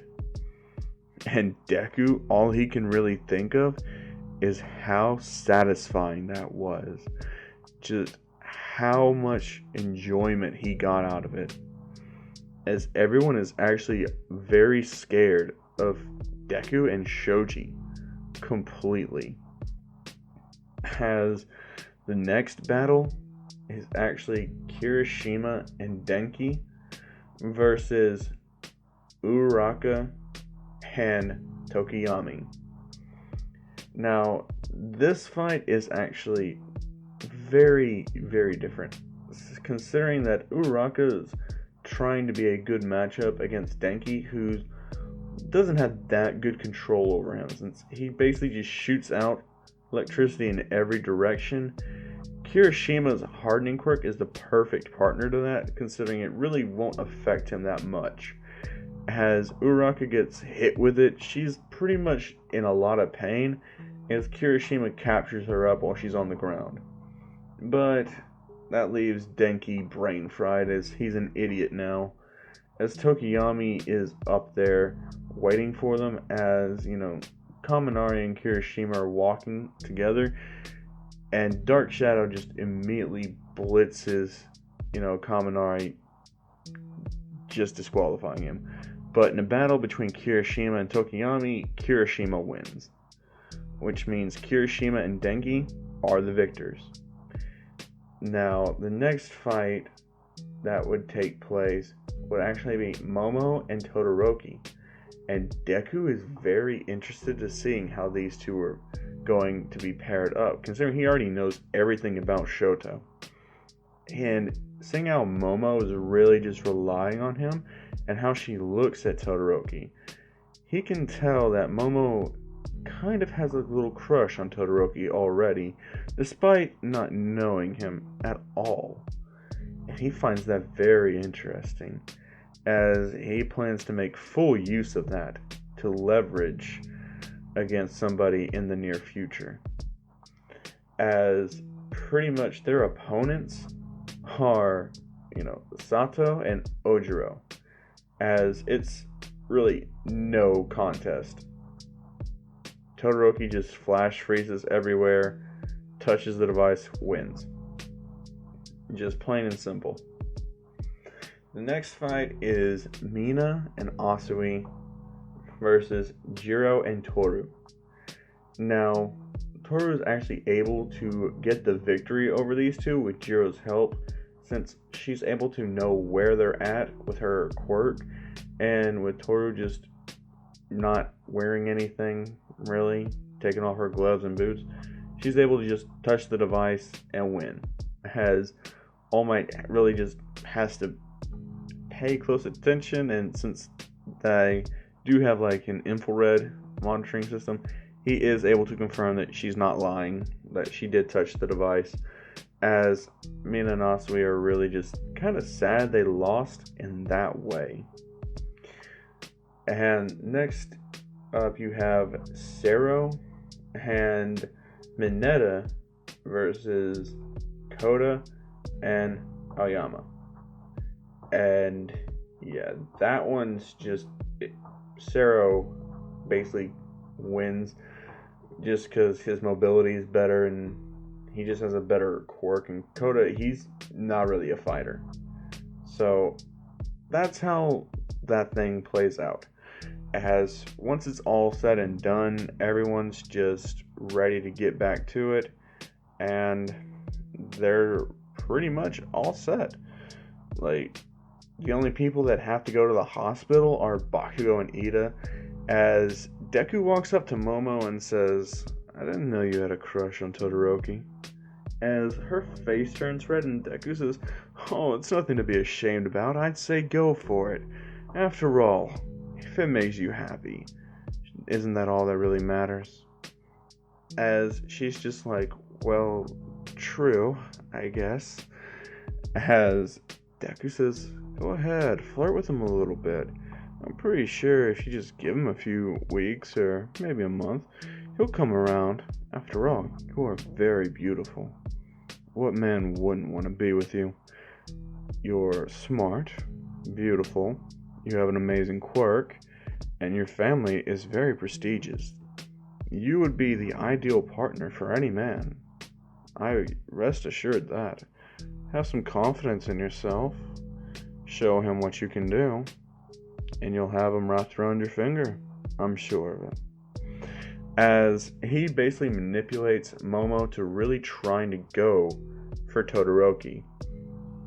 As Momo hears that an Osborn complimented her like that, and nonetheless a brutal, bloodthirsty Osborn at that, who honestly knows a thing or two.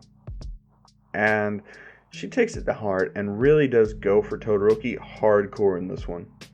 Like, she's making it very obvious, like, what her intentions are. Is Todoroki tells her at first that, he's really not trying to look for anything like that, as she keeps twisting his arm to where he has to give in eventually and say that, alright, he'll go on one date with her. As pretty much, like, it's setting up for Deku to be able to manipulate Todoroki on an emotional level and a psychological level at that in the near future. So he's already setting up things to where he can take people down and exploit their weaknesses, since he knows that Todoroki would never join him on any sense of the way. As he just thinks, how would be the best way to get at Bakugo? But he already knows that answer. His mother. Even though Bakugo really doesn't show it, he really does truly love his mother Mitsuki. And Deku knows it to the core. That Bakugo is just a glorified mama's boy. As he starts looking, as Aizawa says, the next event will be the USJ, and it will be a joint class training event with Class 1B. As pretty much Deku is very interested in this. He has more people to potentially write down their quirks and have a potential new person to recruit. This is very exciting for him. As the days pass, as Deku gets a lot more training in on the glider, out and about as the Green Goblin. But one night, he hears something odd. He hears the whipping in the background. As he looks back, and there it is, Spider-Man, and a fist going straight for his face, as Deku's knocked off the glider and through the Oscorp window into the living room, where Natsuo is and where Mei is. As Natsuo is freaking out, as he immediately runs to the lab, as Spider-Man just webs him up and says, no one's leaving till I get answers. As Deku gets up, he cracks his neck, and that's when Venom arrives. And Deku's just immediately bloodthirsty. He wants Spider-Man dead. He wants Venom dead as well. As he immediately calls for his glider, as it comes rushing in through the window, Spider-Man jumps over it and says, when are you going to learn? That move won't work on me. As Harry catches the glider and tries to basically use the blade parts to stab into the Green Goblin. Deku immediately dodges it, as he says, when will you learn? I got some new moves, Spider-Man.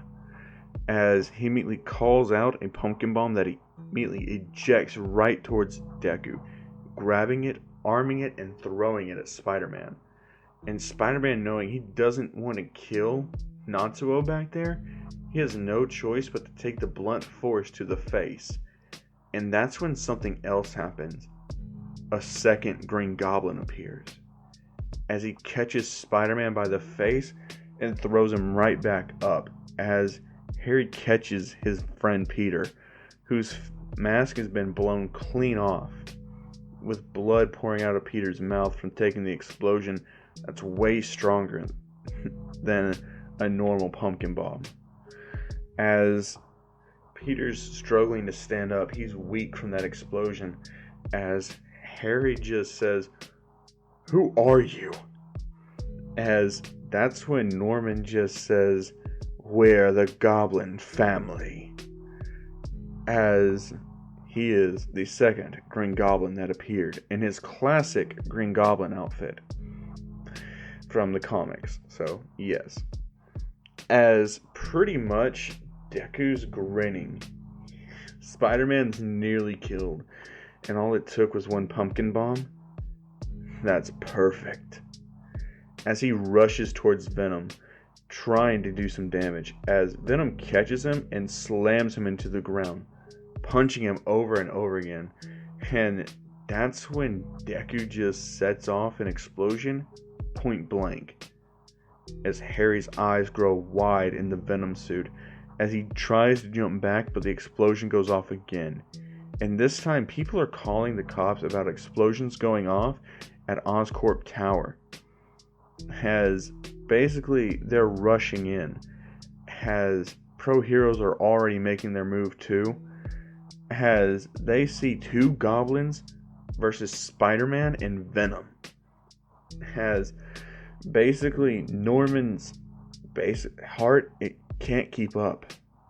He knew the risk of taking another serum from the goblin, and he's paying the price for it. As Norman rips off his mask and he says, "I'm just defending my property. These two bursted in here. They attacked my son who's testing out the new glider for Oscorp's military. They attacked him," as he's trying to speak while he's having a heart attack. As he drops to the ground, Deku rushes over there, tearing his mask off, as Harry sees that it's actually Deku who's the new Green Goblin.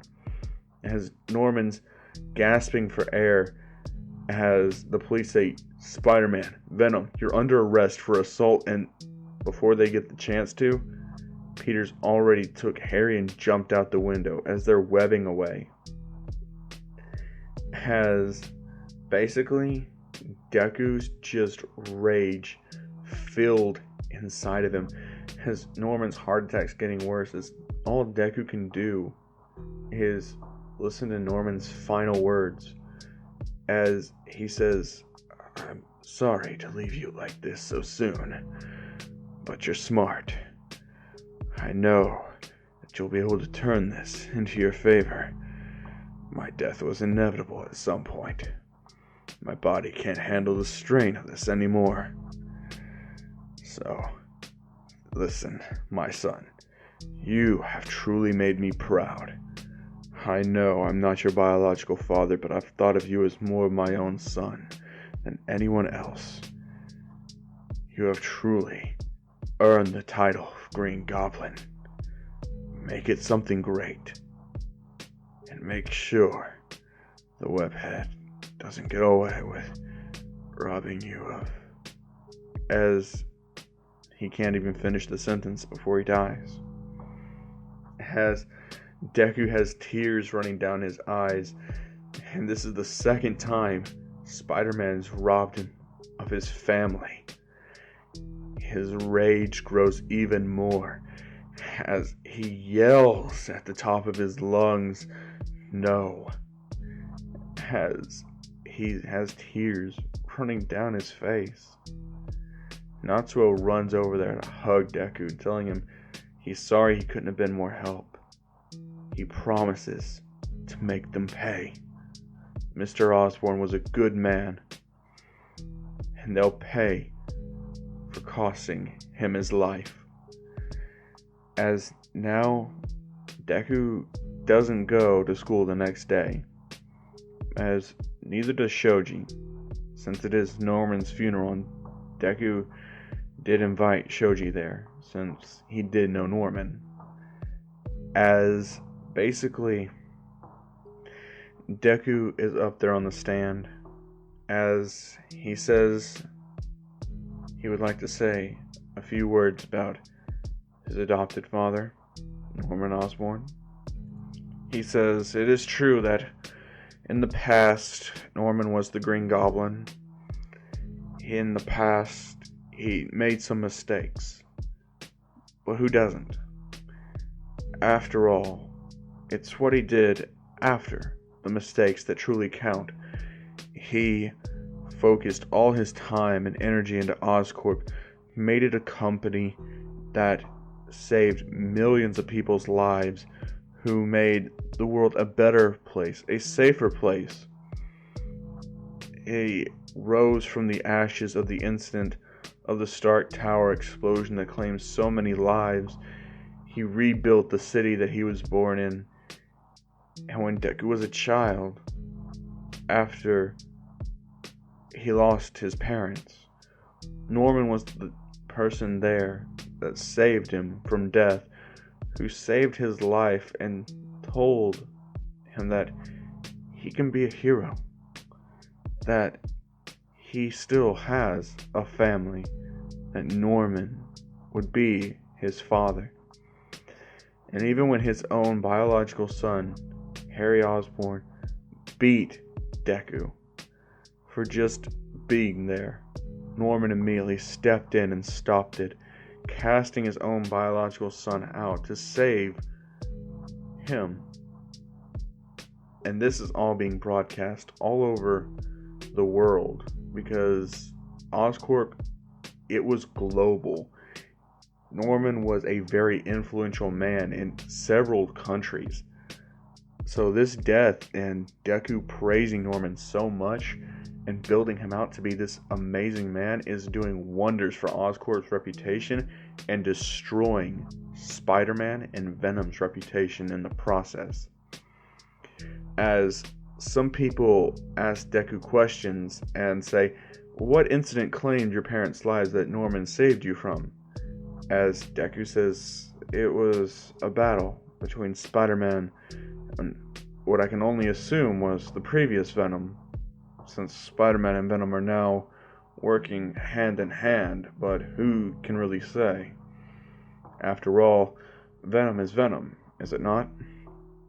As they start to agree, as Deku says, that battle, Spider-Man indirectly killed his mother by throwing a car at Venom that Venom dodged, and it hit his mother, sent her into a building, and caused the building to explode from hitting the gas line.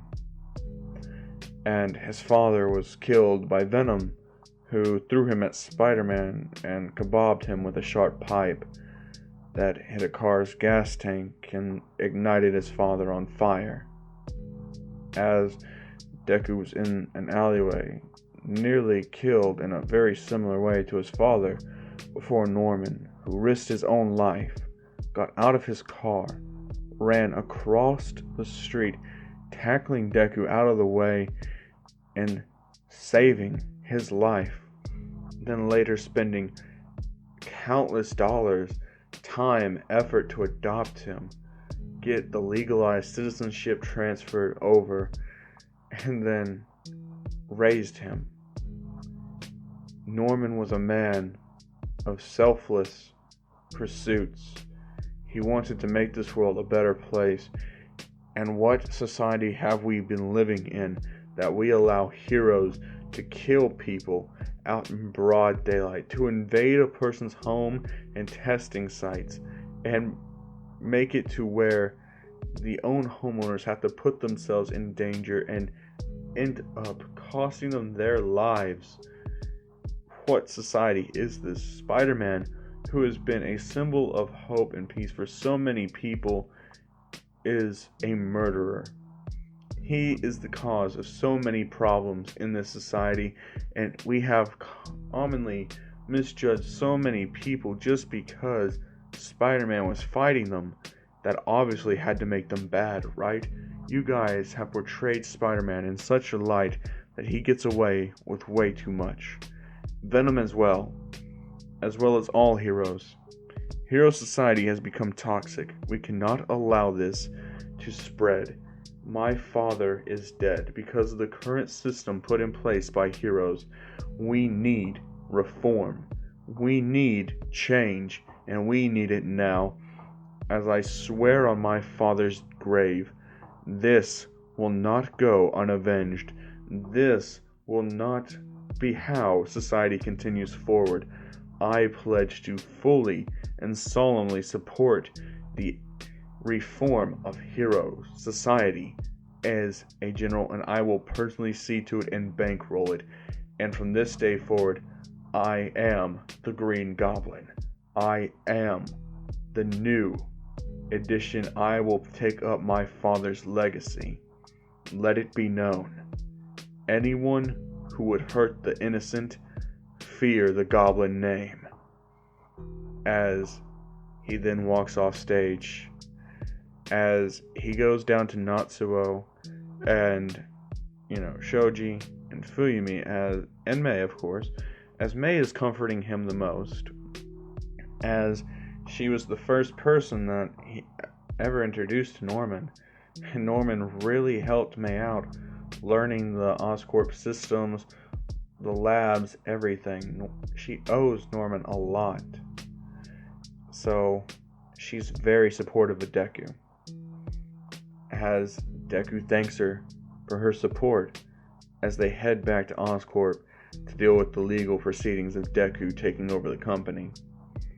As he's hit with a stone wall, since he is not at legal age of 18, he's not technically allowed to inherit the company, so it would technically have to go to Harry, but Deku brings up Norman's will, which explicitly forbids Harry from ever stepping foot in Oscorp again, or ever attaining any assets to it ever again. And the will is put into legal law that a court has ordered Harry not be allowed anything. Meaning that Deku is the sole proprietor, as the board has to obey that Deku will inherit the company once he turns 18, and they are not allowed to sell the company. Meaning Deku's future is secure with Oscorp. And since they now know that Deku's going to be the Green Goblin, and the face of Oscorp is now the Green Goblin, they have to put a lot more focus into supporting him, and making sure his items are given the best. As Deku sits down there mourning Norman's loss, as Mei comforts him, she hugs him, Deku looks her in the eyes, and he kisses her. As Mei's taken aback by this, but she doesn't pull back. She pushes forward. As her and Deku share a romantic evening together. As they wake up, and Mei is in the bed right next to Deku. As he kisses her good morning. As she says, "Sleeping with my boss. Well, never thought I'd do that this young."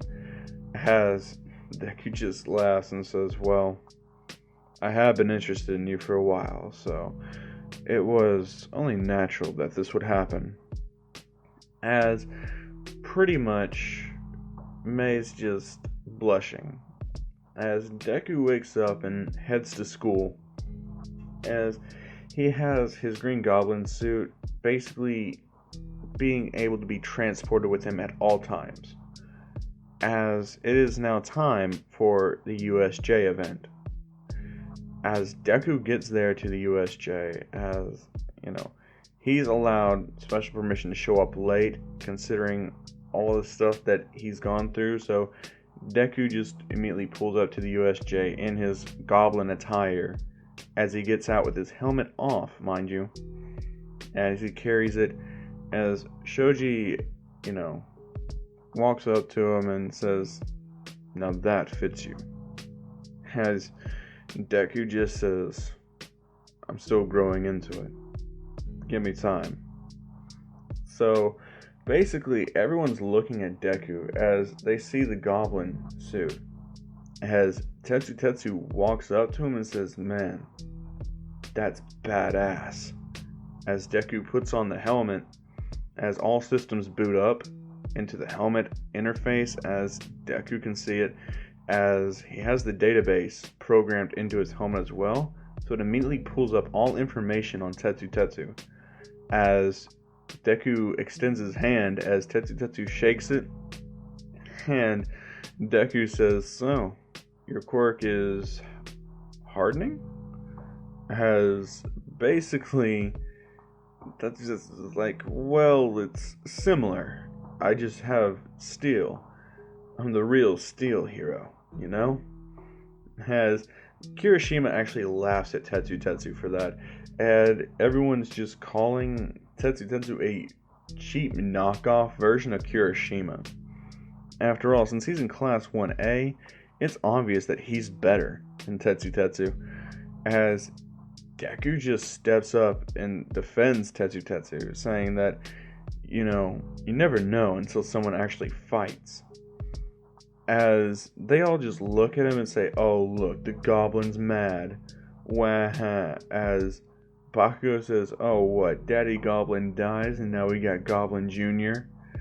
Has Deku's enraged as he grabs Bakugo and says, "Just because Recovery Girl healed you, just remember, I can still put you back in that hospital. Anytime, any place, anywhere. Mention my father again, and you might just end up in the morgue, bitch. So shut the fuck up already." As Bakugo's eyes go wide as he realizes Deku just threatened to kill him. As Shoji has to literally pry Deku off of Bakugo, as Tetsu Tetsu's helping Shoji as well, as Deku's just enraged, as Aizawa has to reprimand Bakugo for that, and pretty much say that, "Listen up, this is a joint training exercise, so don't expect anything to happen or that you'll be paired up with somebody directly in your class. After all, this is to strengthen bonds between classmates." As they walk in, 13 starts explaining her thing as, Vlad and Aizawa just talk about how difficult this thing's gonna be, especially with the Goblin Kid. Aizawa just, yeah, he kind of wishes that the Goblin Kid would have just left already. It's kind of just killing the whole mood, to be honest. But the door slams shut behind them as they're just like, what's going on? As that's when villains start popping out of nowhere. And Deku sees this as the perfect opportunity to present himself as somewhat of a hero. But at the same time, it's a recruiting opportunity as well. So he immediately lunges into action, charging straight towards the villains, as Shoji and Tetsu Tetsu aren't far behind him. And Kurogiri pretty much decides to let the Goblin Kid and his posse pass and disperses everyone else, as pretty much all the other students are freaking out. They're dispersed and a lot of them don't have any combat experience whatsoever.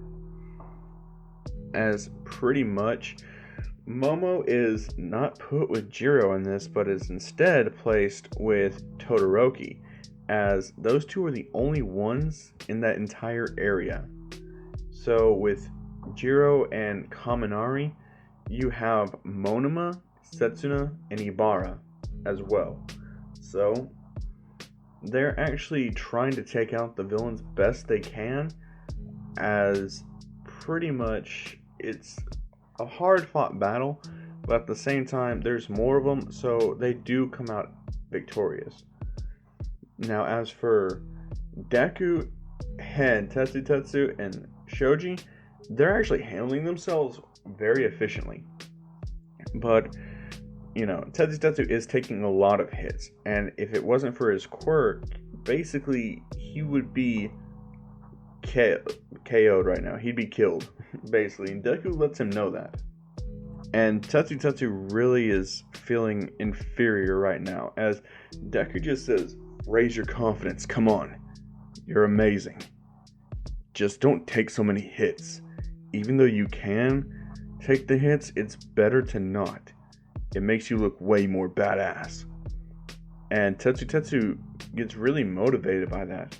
So he starts doing his best to counter hits and hit back harder, dodging and hitting back, as Deku is basically using his martial arts abilities to really dominate any villain that steps up to him, as he's done holding back.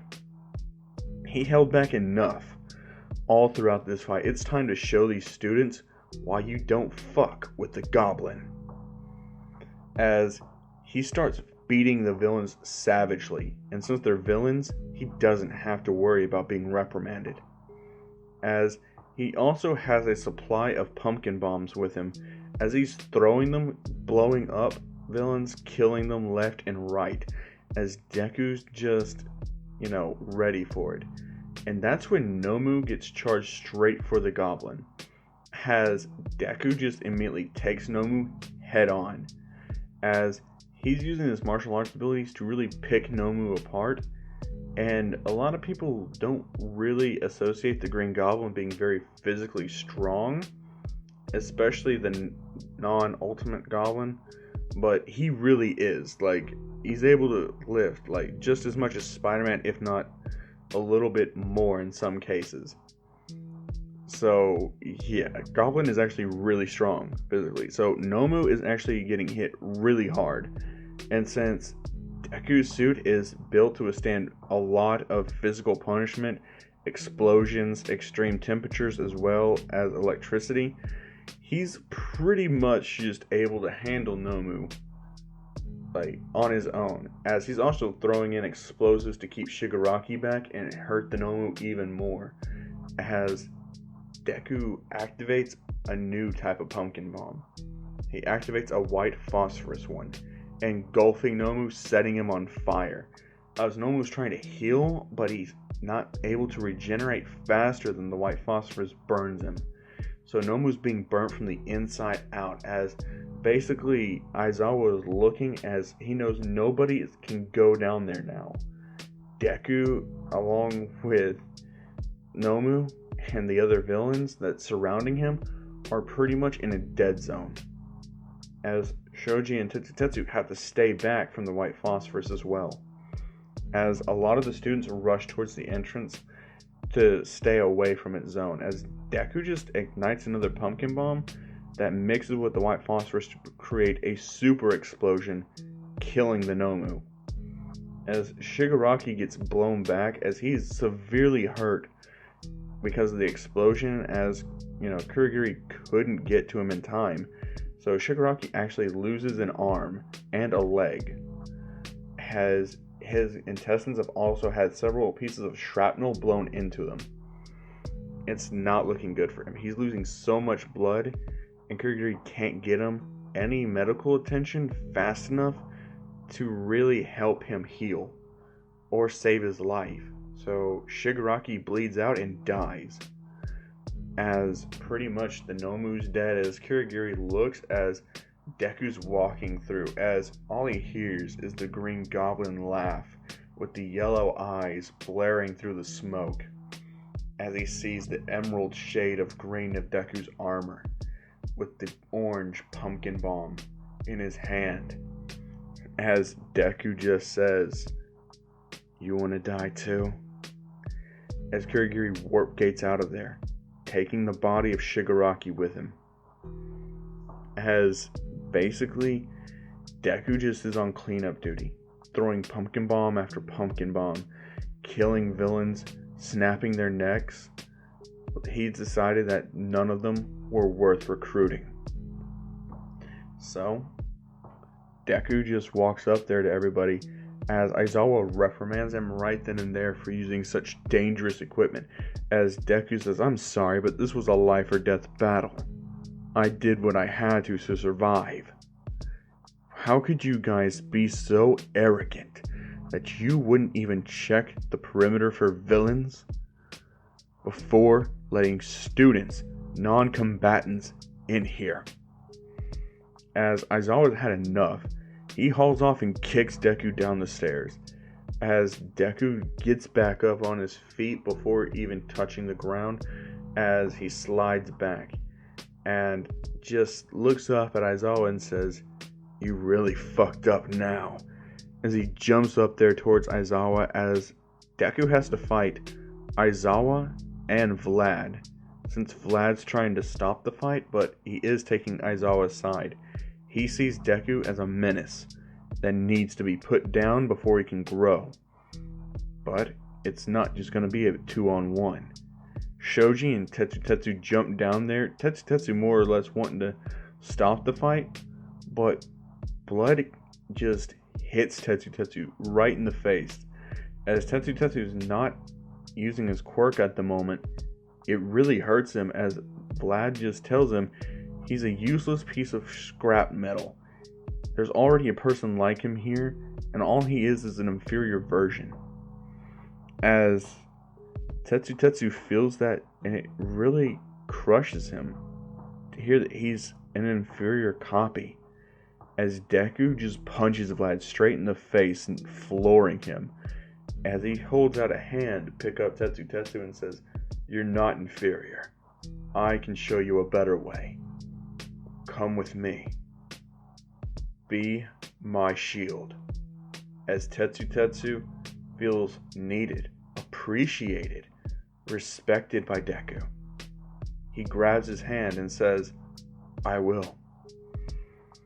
As Deku just feels like these are the two that he needs.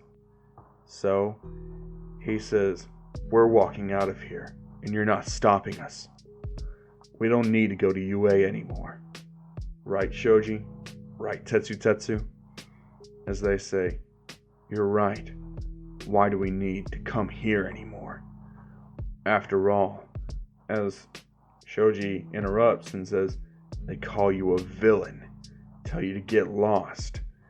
And Tetsu picks up and says that you're just useless scrap metal. Just somebody's, inferior copy. As Deku says, they degrade your worth and try to fold you into just a standard hero that'll keep ruining society. This needs to be reformed, restructured, right? As they agree. As pretty much everyone's just looking on, 13 is trying her best to wait for the other pro heroes to arrive to stop this madness, as she's telling Aizawa and Vlad that they need to stop, but 13's quirk isn't good for interrupting fights, since she could potentially kill them. So she has no choice but to keep all the other students out of the fight. As the fight continues on, Aizawa is more than a match for Shoji, but Deku evens the playing field, taking Aizawa's arm and snapping it. As Aizawa screams, Deku headbutts him and Spartan kicks him back into the railing. And that's when Tetsu nails Aizawa straight in the face with an iron fist, knocking him out. All that's left is blood, as Shoji just beats on him.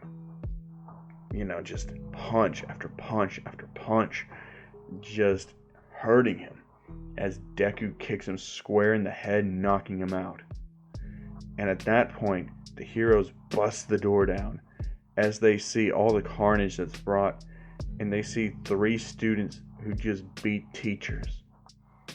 As Deku says, "We're leaving, even if that means we have to go through all of you to get out of here." As All Might says, "There's no need for that. I'll hear everything you have to say." As Deku just says, "Really? You bring villains here? You don't even check. And then, when I do what's needed to be done to survive and save lives by killing them, you guys berate us. Treat me as if I'm some kind of convict, that I'm just the same as them. What is with you? You tell your teachers that it's okay for them to teach like this? For a teacher to call someone an inferior copy? What the hell is wrong with you guys? As All Might's just like, listen, we can handle this. There's no need for rash decisions. As Tetsu just says, you broke my will, my spirit, my hopes. And they called me scrap metal. What type of teacher does that? I'm done here. UA isn't as prestigious as everyone makes it out to be. As Shoji speaks up and says, a place where a student can get away with calling you a villain, needing you to run away, cover up your face, you'll scare the little kid to death. I'm done here too. And Deku just says, we risked our lives today when we shouldn't had to have. I'm done. And I'm done having to play nice to people that want to talk shit about my deceased dad. As All Might just realizes that anything he says is just going to get thrown right back up in his face. He says, here's the exit. As they all just walk out. As Deku takes them both back with him to Oscorp Tower.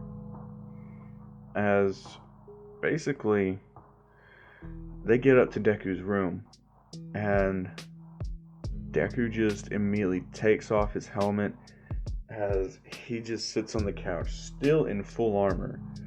Tetsu's looking around the place as Deku just says, go ahead, sit down. As Mei walks out in, nothing but a nightgown at this point, Tetsu and Shoji just, look at her as she sits in Deku's lap. As Deku puts his arm around her and says, what? Never seen a hot girl before?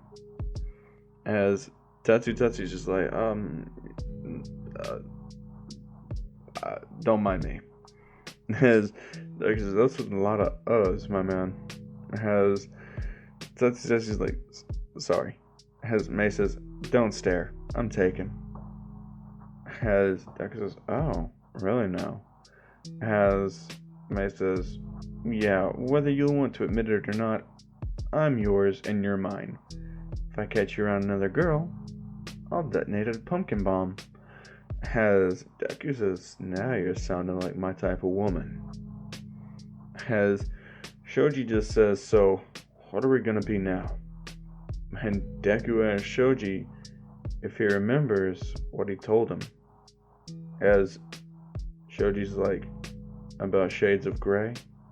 And Deku says, yes, about shades of gray. We're cast out of hero society. Reform's not going to happen on its own. It's going to have to be paved the way with bloodshed. So, I guess that makes us villains. As Shoji says, can the three of us really accomplish all of that? As Deku says, no. We're going to have 5 total. As he's like, 5?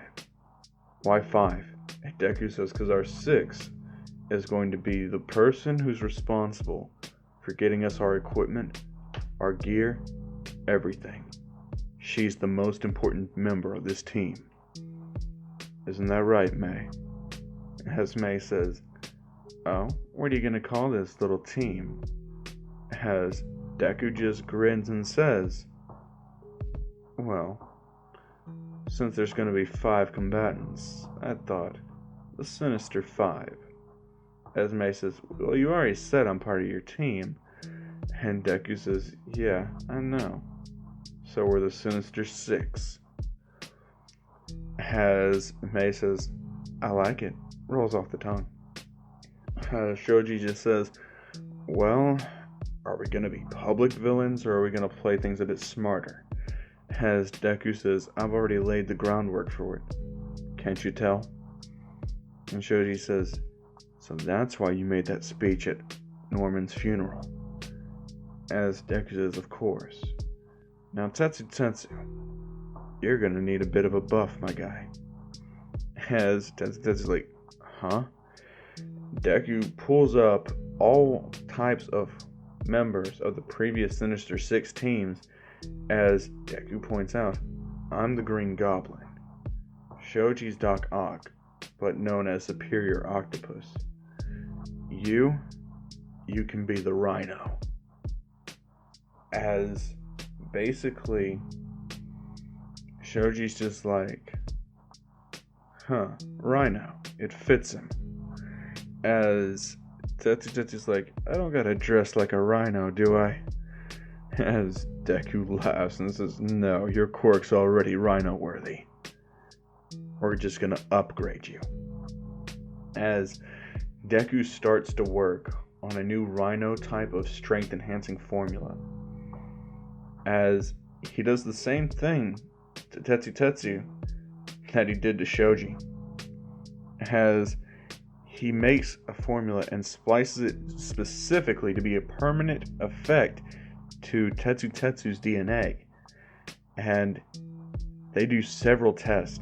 Since Tetsu's got nothing better to do, and all of them are still passing high school through the private studies at, Deku can afford.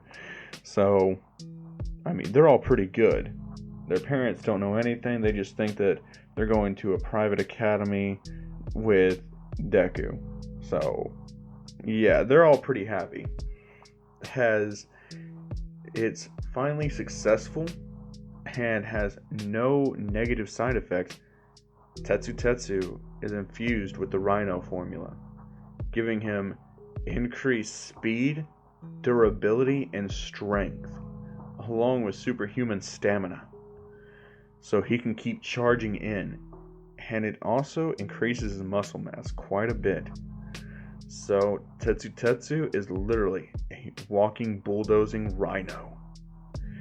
As he says, I won't be an inferior copy now, will I? As Deku says, no, I'm pretty sure you can knock his head off with one punch now. As Tetsu grins. And that's when Deku decides it's time to check in on Natsuo's little project. As he walks in, as he sees all the tech, as he sees it's overheating, but then is immediately cooled off. As Natsuo says, hello there, sir. I didn't expect you to be coming in today. As Deku says, Natsuo, did you just cool off that technology? As Natsuo says, yeah, it's kind of my quirk.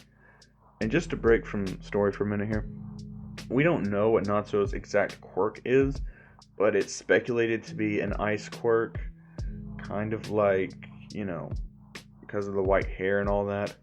So I'm just going to say that his technology is an ice mist that's good for really cooling off technology. Super fast and super effective. And that's actually going to play into his role as Shocker. So yeah, the little hints that I dropped all throughout the episode and last episode as well. Yeah, that's happening. Natsuo is the new Shocker. So Deku just says, tell me about it. As he explains that his quirk is for cooling off technology. It's a weak ice vapor type of deal, but it's really effective on high powered tech that has a cooling issue. As Deku says, so, show me what you got. As Natsuo says, well, I've designed a suit if you'd like to see it. As Deku says, suit up and show me. Project Shocker. As Natsuo gears up in his, his suit, it's actually, I'm going to say he has the Spider-Man PS4 suit for Shocker. Because I do like that design for Shocker. I think it's actually pretty cool.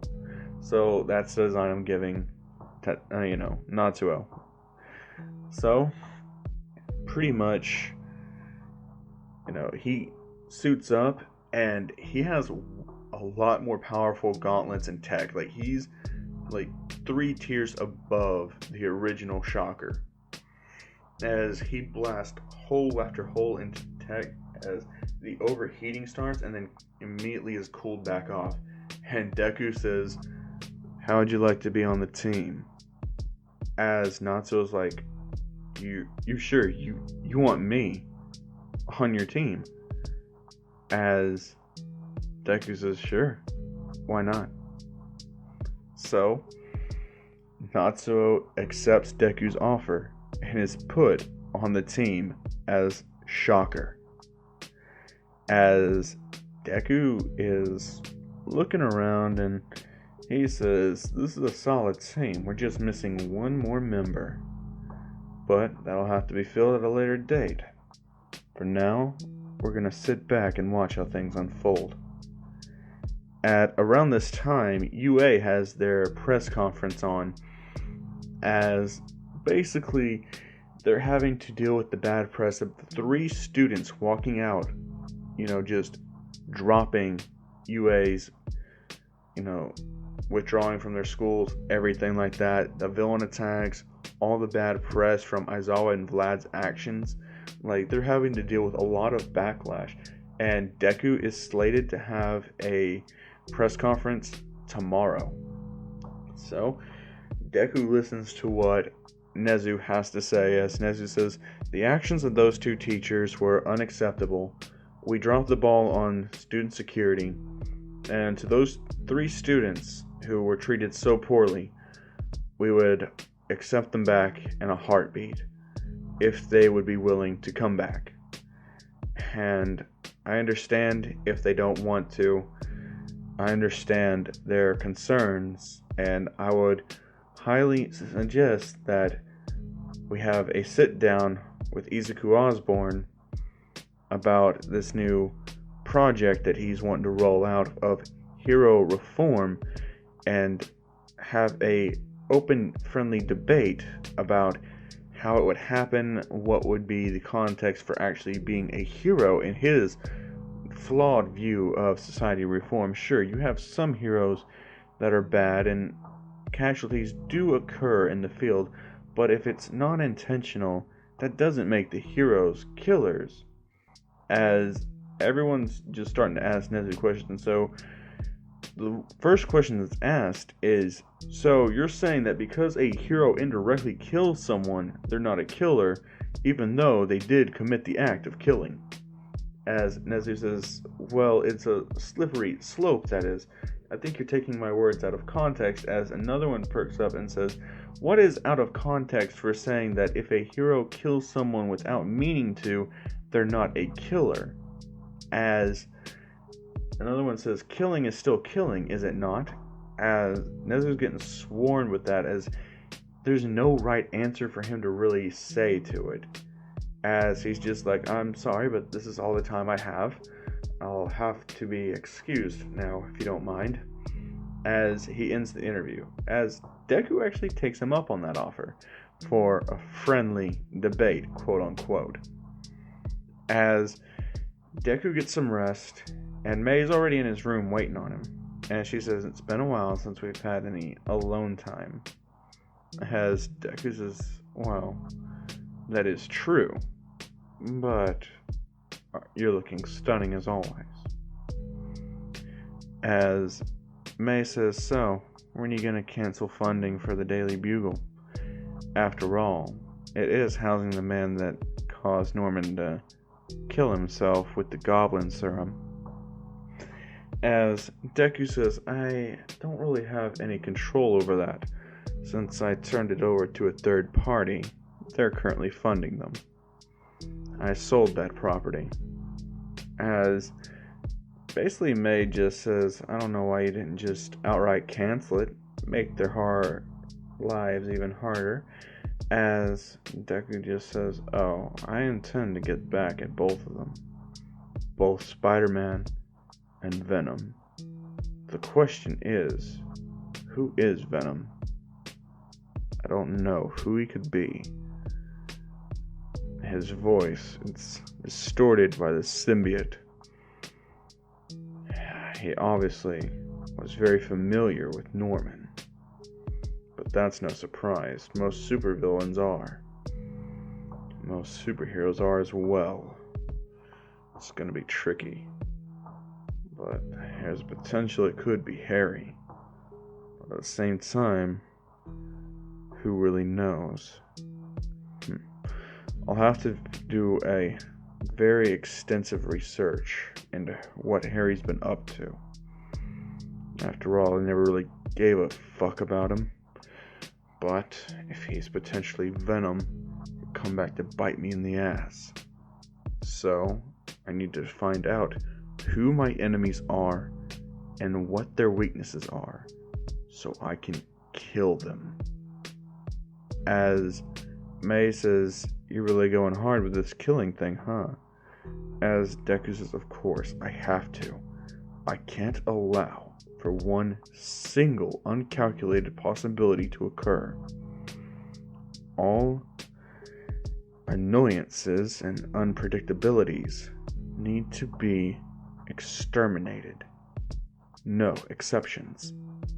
As she says, "And what about the sixth member of the team?"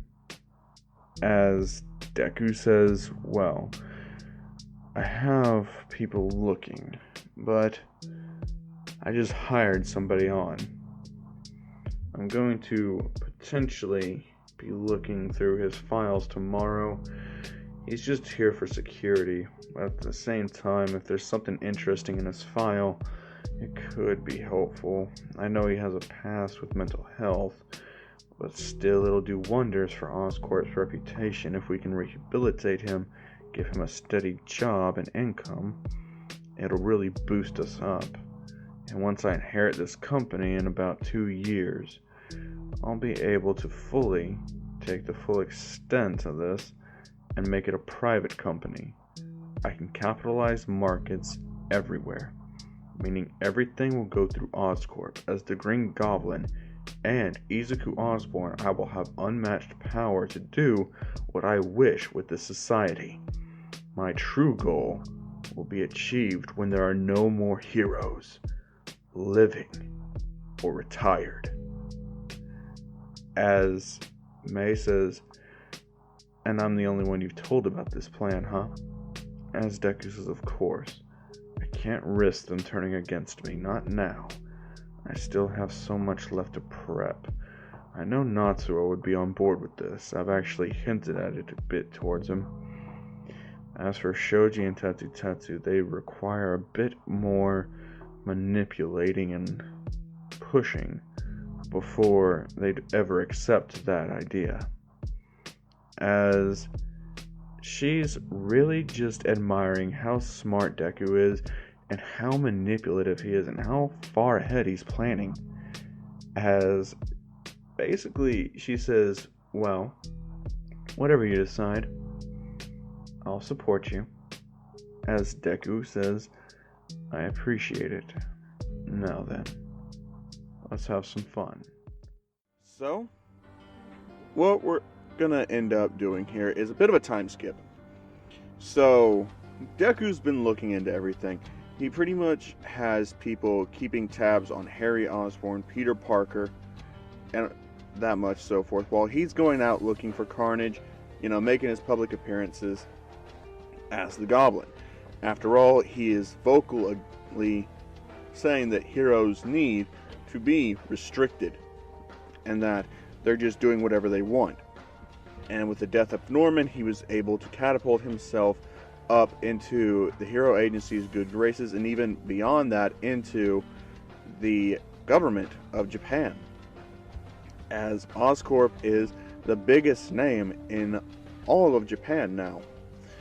And his relationship with May is actually bearing a lot of fruit. So, where Deku is looking at everything, he knows the sports festival's on, he doesn't care about that.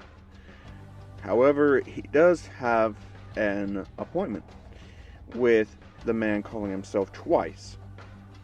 As Deku goes to meet him, as Twice is in his office nervously, as he says, "Did I do something wrong, Mr. Osborn?" As Deku says, "Oh, no, please, sit down. Actually, I'm here to offer you a deal." As Twice says, "What type of deal would you want to make, sir?"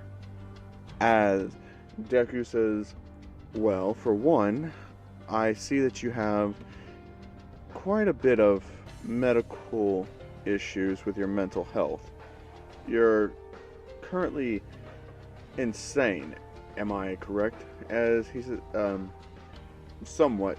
I'm not fully insane, sir. I'm still mentally fit to do my job. That's not what I'm worried about. I know you're a good fit, or else I wouldn't have hired you. The thing is, I want to cure you. I want to make it so where you can use your quirk unrestricted, where you don't fear what you can make. You don't fear anything. I want to purge your mind of all imperfections. I want to purge you of everything that holds you back. I want to make you stronger. I want you, Twice, to go out and search throughout the world in my name for some missing property of mine. And once you find it, I do want you to contact me. As Twice says, okay, what's the catch? As Deku says, the good part is there's no catch. You don't have to pay for anything. All you have to do is keep working for me. You get a promotion out of the deal. I get better press, turning someone who was an criminal into a force for good. Now that is press. That is something that I could make work for Oscorp. For me, it will get me into higher favor. It'll show them that my way of doing things is better. As, honestly, Twice says, okay, we'll do it. And Deku says, perfect. Now then, let's get started. As he would walk Twice down to his lab, as Natsuo was already in there prepping, as he was listening into the whole conversation. Twice signed some documents saying that it's okay to do this. They strap Twice down and they start the experimental procedure. This was highly experimental. It hasn't even been fully fleshed out, but Deku thinks that the risk is worth it if the ends justifies the means. And so, Twice is strapped down as he's undergoing a lot of stress. The sand particles around him start to lift up and attach themselves to him, embedding deep within his body, altering his DNA to the point to where his quirk factor is altered. It's not making copies of things anymore. Instead, it's sand manipulation. He is the Sandman. He could still make copies of himself and others, except they'd be made of sand. And so, after that's done, Twice's instability mentally would be cured, as he would be so happy as he could take off his mask and not feel ashamed about it. He wouldn't feel anything but joy at finally shedding the name Twice. As I'm going to refer to Twice and the rest of this what if as Sandman. So whenever I say Sandman, I mean Twice. So yeah. Meanwhile, Deku is getting his team together, as he says that of course they have to give some offers out to UA for the sports festival, but ultimately it's going to be alright. And so they start looking through everything as they say, you know what? Why don't we offer this guy an internship? He's not in the hero course. Instead, they chose to hide him away. He could be a great help. As Deku says, let's see. We have me as the Green Goblin. We have Sandman. We have Rhino, Shocker, and Doc Ock. We do need one more person. As he would say, you know what? He could be Mysterio. As I say, what, really? We can get a Mysterio? As he says, of course, we need 6 people. As May says, hey, what about me? As Deku says, you're way too important to be out on the front lines. I need you here for mission control. That way, all of us are linked up perfectly in real time, and any problems that could arise, I don't have to try to fix in the field. I trust you, May. After all, you're my darling beloved. I don't want anything to happen to you. as May would kiss him and would say, "Fine, I'll send the offer out."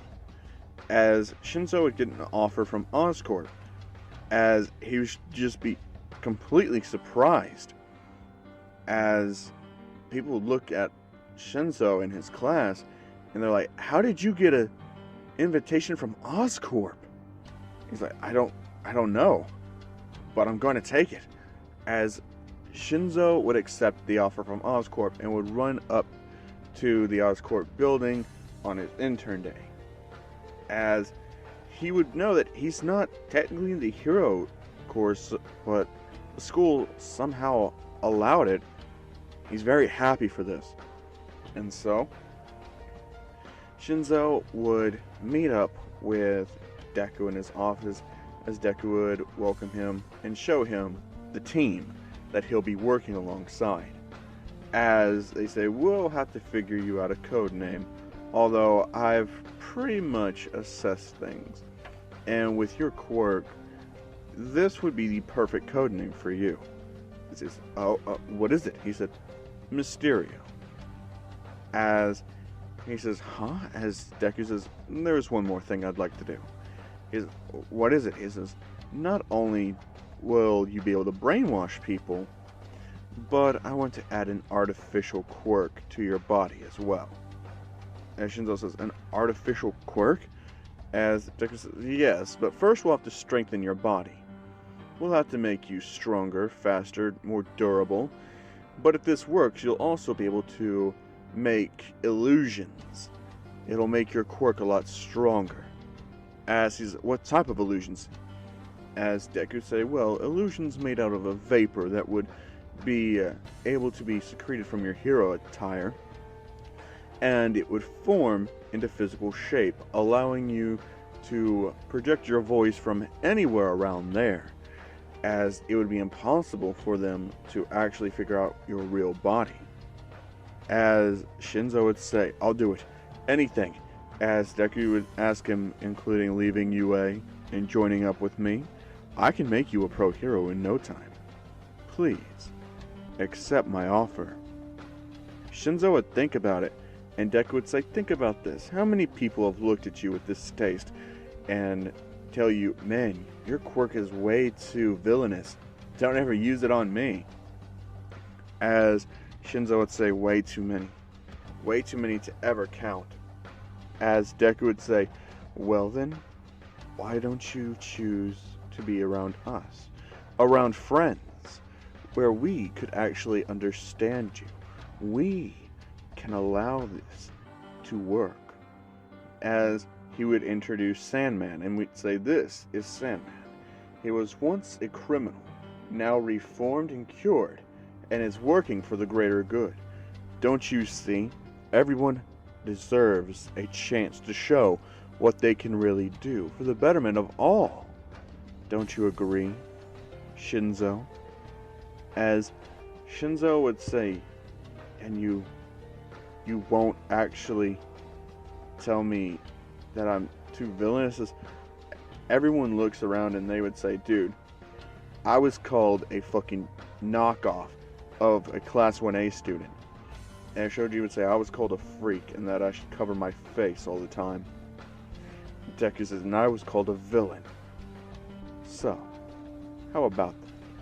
We're all a bit of rejects here, but we formed together to create something new." As he would point at Natsuo and say, "What about him?" As basically Natsuo says, "My dad's the number 2 pro hero, but he's a real piece of shit. He doesn't deserve that title. Not at all. Not after what he did to my family. I will have my revenge." As Shinzo says, "Revenge? Wait a minute. What type of outfit is this?" As Deku would tell him that heroes are corrupted nowadays. Everyone seems to just want it to be a hero for the fame, the money, the power to do whatever they want with no consequences. Look at Spider-Man. He's been able to go around and do whatever he wants with no consequences to his actions whatsoever. Venom's the same way. If you are powerful enough, you can get away with anything. we seek to destroy that system and destroy the fake heroes along with it. However, we will not become criminals. We will do it through a way that shows us beating them publicly, humiliating them, and doing greater good than what they could ever have hoped to achieve. That is our goal. That is what we intend to do here. As basically Shinzo thinks about this for a long time, and he says, very well, I accept your offer. As he would sign a contract with Oscorp, and UA would get notification that Shinzo has withdrawn from their school and is now underneath Oscorp's payroll, and he is already being put on the fast track to graduate. So while all that's going on, there's a little bit of an incident down at a mental hospital. You see, the Carnage symbiote is looking for Cletus Cassidy. It doesn't know how much time has actually passed, as the Carnage symbiote is going from host to host, and it kills them since they're not compatible hosts for Carnage. Now, Carnage finally gets there as the person that Carnage is using as a host dies in the lobby of the mental hospital. As Carnage slides off, people don't notice the symbiote because they're not really actually, looking for it. So, yeah. So, as it's going across the rooms, just looking for someone that could be a viable host that could sustain it long term, it hears something, a documentary about Cletus Cassidy. And he slides in under the door as he looks and sees that the TV says, this is how Cletus Cassidy died. As Carnage is saddened, and the woman, he can sense that she would be a valuable host. She could be the perfect host outside of Cassidy for him. So, Carnage slides up under her bed, as that's when people start coming in, as Carnage waits. As it's her son, Shoto Todoroki, saying that he got second place in the sports festival. He lost to a man calling himself Bakugo Katsuki. As she would talk to Shoto, Shoto would talk to her, as it would be a valid family time with her and Shoto. She would smile, thank him for coming, as they would leave. Now, with that, Carnage would try to make its way up to Rei again, but it would be stopped again by the doctors coming in saying it was time for lights out and for her to take her medicine. She would take her medicine, it would be lights out, as they would all walk out. Now Carnage is getting pretty impatient at this point, and so while Rei's fast asleep, the symbiote crawls up the bed lining as it would go down and grab onto her, as it would bond with Rei Todoroki, as she would start having nightmares and hear Carnage's voice saying, we are now one. We will get you your revenge. We will spread so much beautiful carnage. As it would amplify her hatred for Endeavor and would honestly spread to every single member of her family. She would have rage for Enji, Fuyumi, Natsuo, and Shoto. Even though things are going back to normal with them, the Carnage symbiote is just amplifying the rage, aggression, and hatred for them, as it drives Rei insane, even more so than normal. And so, Rei would become the She-Carnage, as she would break down her door, as all the security guards and doctors would go over there and see Carnage. And they would be like, oh god, no. This is something that never should have happened. Call for heroes. Call anyone. As they're calling for people, as Rei's just cutting them all down, freezing them. As Carnage is in full control, as she's just laughing, saying, I want Endeavor, before my eyes now, or I'll kill you all. As she would say, when I'm done with you, there's not going to be enough to put in a thimble, but oh, we'll try. Oh, we will definitely try. As Ray just starts cutting into people left and right, leaving blood everywhere, as that's when Deku intercepts the call, as he says, alright team, get ready, we're rolling out. Shinzo, you're staying here. I want you guarding Mei. You're not ready for field testing yet. As Shinzo would say, of course boss. And so everyone else would gear up. Twice would already be set, as he would be in brown pants, a green t-shirt, but on top of that, he would kind of have his old Twice outfit underneath of it for the arm protection, as he wouldn't really hide his face anymore. He'll be ready. As he's looking at Deku, it says, Sandman, ready to go. As Shoji gears up in his actual Superior Octopus suit, as he would say, Superior Octopus, ready to go.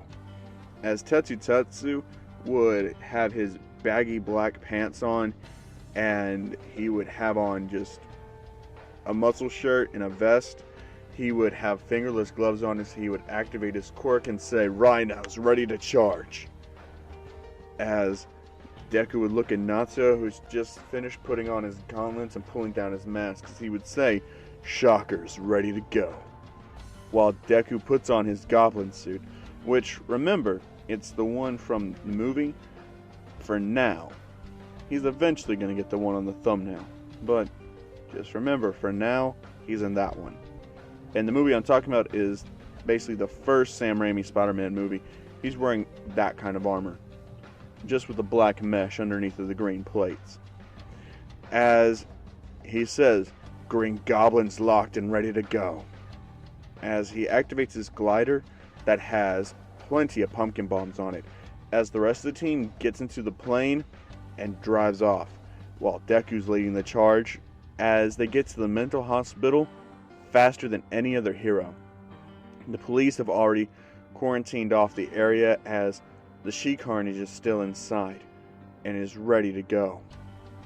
As pretty much Deku gets there, as the other people drop down out of the plane onto the street, as they say, oh, it's the 5. Okay, let these people through, now. As they open up the barricade to them, as Deku just says, so, tell me, what are we expecting? And he says, it's a She-Carnage, sir. And he says, a she? Any information on who it's bonded to? They say, none. All the doctors and staff are dead. We have no record of who this could be. And so, he goes, alright guys, we're going in blind. Just know, this Carnage, it's a lot stronger. It's not weak to any type of sonics or any type of fire. Oscorp was doing experiments on it before I took over. And before everything happened, it was trying to be used for military weaponry.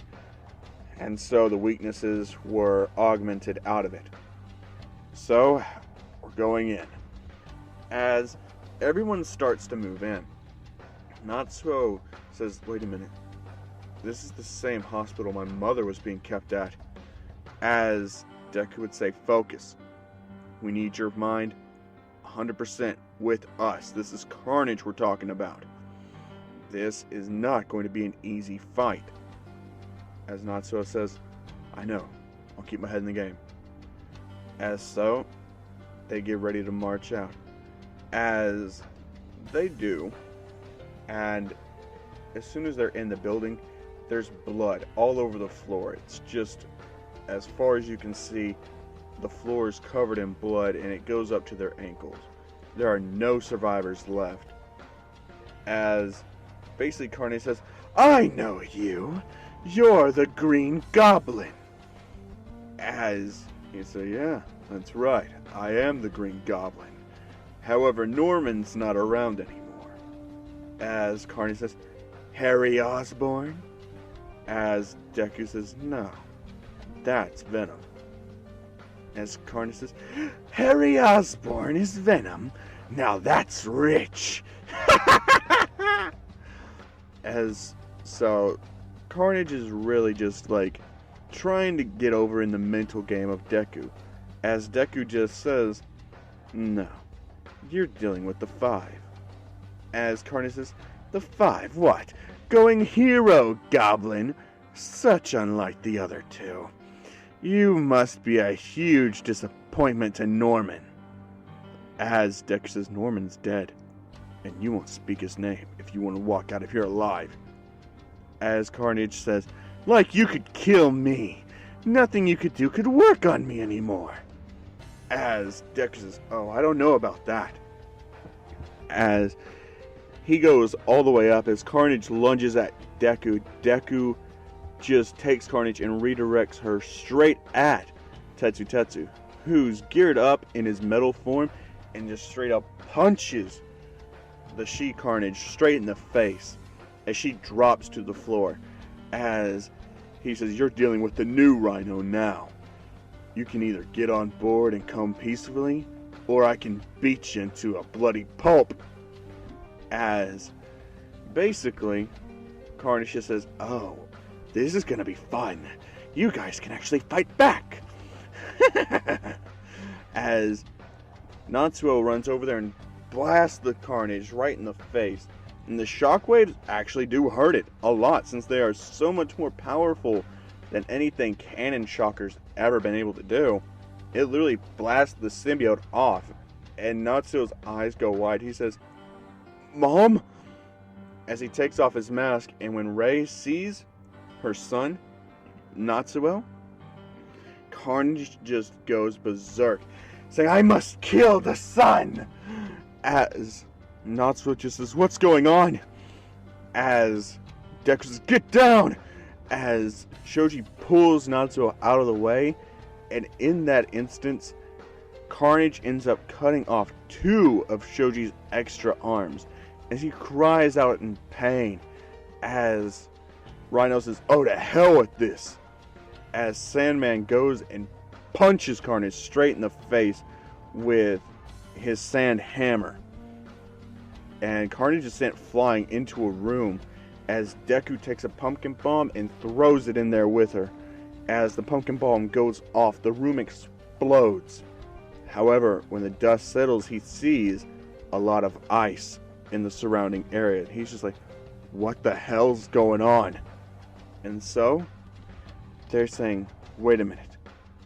She has an ice quirk and the symbiote. This is bad. We're not equipped to handle this." So as they try to fall back, basically Carnage uses the blood on the floor to hit Sandman, and actually does some damage to him, since it solidifies the sand and allows her to actually pierce through him. As Sandman starts to bleed out, as basically Deku yells at Shocker to get Sandman and himself out of here, as well as Superior Octopus. He'll hold off Carnage with Rhino. As basically May says, "This is bad. They're going to need backup. We need people in there." As basically Shinzo says, "I know he said I wasn't battle ready yet, but this has to happen. I have to help them. I'm not going to let them die." So Shinzo gears up in his new Mysterio outfit as he heads on out there. As he gets there, and basically by the time he gets there, only 2 that are in there is Rhino and Green Goblin fighting against Carnage, and the building is taking a beating. As Natsuo looks at Shinzo and says, "Let him through." As Shinzo's let through as Mysterio, as he says, "Look, I'm going in there to help them. Are you with me?" Natsuo looks at those 2 and he says, "Yeah, I'm with you." And so they head in to back them up. And when they get in there, it's a nightmare sight. Deku's bleeding. His mask has been busted in half. His face is exposed. Parts of his armor on his arm are completely tore off. His leg armor is failing him. The chest pieces have been torn apart, as basically he's on his last leg over there, as he's basically has his last pumpkin bomb. As he throws it, as it starts to actually emit sonic sounds, and not only that, but it causes structural weaknesses as well. as Natsuo, he blasts the fucking pumpkin bomb, amplifying it with his shockwaves, which hurt Carnage severely. The symbiote is trying to tear itself off of Rei, but it ends up sticking to her as basically Shinzo creates illusions around there as they rush at Carnage. Carnage tries to tear into them all at once as Deku rushes in behind him, actually going in for a final hit as Shinzo says, "Answer me a question, will you?" As Carnage says, "What?" As that's when he shuts off Carnage's brain as Deku goes in with all the strength he has left and goes for a massive punch right against the face of Carnage, knocking her out. As they've secured Carnage, as basically he says, "Mysterio, thanks," as Deku collapses right there, as basically all of them load up and head back to Oscorp, where they will detain Carnage since the police facilities can't handle Carnage whatsoever. So once they all get there, they are immediately put into the medical bay, where Deku has the most severe injuries out of everyone, where Tetsu has minor lacerations and bruises, but nothing too serious. As Deku is put into an experimental process of healing, which enhances the goblin serum in his body, making it stronger, more powerful, which of course increases his sadistic nature. Because remember, the side effect to the goblin serum for Deku is he doesn't go insane. No, he gets more and more sadistic as time goes on. And so Shoji, he's put in there as his arms are not growing back, and that's weird, but he doesn't question it too much as he chooses to get robotic implants and decides that, you know what, maybe just having 2 arms with a robotic system hooked up to his quirk factor and planted right into the back of his head would actually be a better fit for him. So he tells Mei that he wants to undergo a surgery as they cut off his excess limbs, as they patch up the sides and heal it to where it looks like it's just normal sides on his torso. And so he is given robotic arms that are implanted directly into his body. And think about the Spider-Man PS4 and Dr. Octopus arms, and those are the ones Shoji's getting. And those are connected directly to his brain and controlled through his quirk. And if they're ever damaged, he can then repair them automatically. Because, like I said, they're attached to his quirk. So, meaning if there's anything around him that could be used as materials, the quirks, the arms will assimilate that material into themselves, which will auto-regenerate them. So, with that, a new Shoji is born as a superior octopus. As for Deku, his bones are knitting themselves back together at an accelerated rate thanks to the healing chamber that he's in. But it's still going to take a little bit. But hearing how Carnage has been captured and is now being held at Oscorp, Peter and Harry know that this is way too dangerous. And so, they head on out. And they actually head to Oscorp Tower, where they get there uninvited and break through the window. As everyone is prepared to fight, Shoji, who's just now starting his recovery process, isn't in any shape to fight.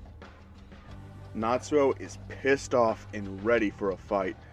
Same with Tetsu, and the same thing goes for Sandman. Even Shinzo's ready for a fight, as he sees now what Deku meant, as Deku is still in his healing chamber, unable to participate, as Mei says, "What the fuck are you guys doing here?" As Deku can hear this going on, and when he hears Mei raising her voice, and then he hears Venom, his eyes open up. Rage fuels his body.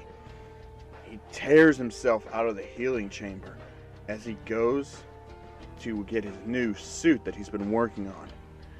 He designed it to look a lot like Norman's, but superior. And since that's the only goblin suit he's got, he puts it on, even though it's still in the prototype stages. As he walks out, as May says, "You're not ready yet. You're still healing." As Deku just pushes her away as he says, "The hell are you two doing in my place?" As Venom just says, "We're here to get Carnage, and you're not gonna stop us." As Natsuo says, "Afraid we are. Carnage is underneath our jurisdiction. You're not welcome here, and you're trespassing." As Shinzo says, "You're supposed to be heroes, yet look at you, acting like common criminals. Breaking and entering, destruction of personal property, that's charges, you know. And those are laws that you have violated." As they say, "Yeah, well, the ends justifies the means." As Deku says, "No, it doesn't. You just have an excuse to flow and just throw away your own fucking power. You just throw your own weight around, don't you?" As basically, Harry's very arrogant. He says, "Yeah, well, I'm more than enough to beat a fucking broken goblin like you." And that's when Tetsu steps up and he says, "Oh yeah? How about a rhino like me?" As pretty much Tetsu gets right up in Harry's face as Harry says, "You want to go around, fuck freak?" As Tetsu says, "I'll fucking end your life, kid." As Harry says, "I'm pretty sure I'm older than you are, kid." As Tetsu just says, "You gonna make something of this, or you gonna stand down like a good bitch?" And Harry fucking punches him. And Peter says, "Harry, what are you doing? Stop. We're not here for a fight." As basically Tetsu says, "Then get out of the way, Spider-Man." As basically Harry and Tetsu go at it. Venom versus Rhino. And it's a pretty even fight. Except for, Tetsu getting the edge when he activates his actual quirk. And Harry's not able to do shit to him. And that's actually pissing off Venom. As Venom actually causes Harry to go berserk. As Deku goes over there to Peter and says, "Look at what you've done. You put everyone in danger here." As Peter says, "That wasn't my intention," as basically May gets hit by Venom. And Deku loses control. And he just says, "I'll kill both of you." As basically everyone looks at May, and there's actually blood coming out her mouth and out her nose. Like, Harry's busted her up pretty good. And so literally, like, everyone says, "Fuck this." They're attacking both of them. As Peter just says, "Now wait a minute," as he goes to web Harry, as Deku just grabs his web shooter and breaks it. Both of them. And he starts beating on Peter. He starts hitting him time after time. As Peter's just trying to say, "No, stop it." As Deku just doesn't care. His woman just got injured because Peter and Harry decided to come here unannounced and start shit. As Peter just says, "Looks like I'm gonna have to fight." As he hits Deku and Deku hits him back. As Shinzo tries to talk to Venom, Venom doesn't say shit. He grabs Shinzo by the head and throws him through a wall. Shinzo's just knocked out cold after that. Natsuo puts his blasters right in the sides of Venom and blasts, but Venom just says, "Pathetic." As he punches Natsuo so hard down into the ground, he's in a little crater. Natsuo's knocked down conscious. Shoji's in no condition to fight because he's still reeling in pain, so he's pretty much out. As that's when Sandman goes around and starts beating the fuck out of Harry. As basically Tetsu and Sandman are tag teaming this guy. They're just beating the fuck out of him. And that's when Harry grabs the electrical cord through the roof and just electrocutes Sandman as he falls to the ground, electrocuted and barely alive. As Tetsu thinks that, you know what, that does it. So he grabs it and puts it in the back of the symbiote, which causes it to tear itself off of Harry's body. As Tetsu grabs Harry by the throat and snaps his neck and then throws him off the balcony as Harry plummets 300 floors down. As Peter says no, as he hits Deku off him and tries to swan dive after Harry, as Deku jumps off the balcony right after him, like, Tetsu just says, "The fuck are you thinking?" As Peter's skydiving, Deku grabs Peter by the leg and throws him into the fucking window, breaking it on the 100th floor. And Harry hits the pavement and splatters everywhere. As people are just like, the hell? As Deku and Peter are fighting, and Peter isn't able to fight back too well. Without his web shooters, there's not a whole lot he can do. As Deku just hits him in the leg, breaking it. He also punches Peter in the face several times. He rips the mask off of Peter's face as he takes his arm and snaps it as well. As he says, "You're not gonna be the only one that suffers tonight, Peter. Your wife is going to as well. You've really pissed me off. Mary Jane and I, we're gonna have one hell of a time." As he just takes Peter and keeps beating him and beating him. Peter can barely even move. He's crawling as Deku just takes one of the pumpkin bombs that he brought with him. As he takes Peter's mouth, as he opens it, Peter says, "No, don't!" As Deku stuffs a pumpkin bomb in there, setting the timer. As it's in Peter's mouth, as Deku breaks his other arm, Peter can't get it out. He can't spit it out either. As the pumpkin bomb goes off and blows Peter's body completely apart. And it kills Peter. As Deku walks to the elevator and heads up to his penthouse. The police are there within minutes, taking statements, getting security camera footage, everything. And it's ruled out that it was self-defense and had to happen. And that was the push that caused a new regulation to go through, where heroes will be heavily restricted now. They will not be given the same amount of power as they've always had. And UA is directly affected. And during this whole time, basically, UA, they were doing their training camp when this went on to the news. As pretty much, like, the deal with Ida and Stain, well, yeah, that led to Stain actually just paralyzing Ida, and after he heard what was going on, like, who the people were that was out there, he doesn't dare kill students because, for one, they're not heroes yet, and Stain doesn't want to bring down the goblin on him. So, yeah, Stain doesn't kill hero students. He just kind of injures them and kind of corrects them, preaches at him a bit, and then dips. So Ida's still alive. But Native was killed in front of Ida, and yeah, Ida was severely punished for that one. So, yeah.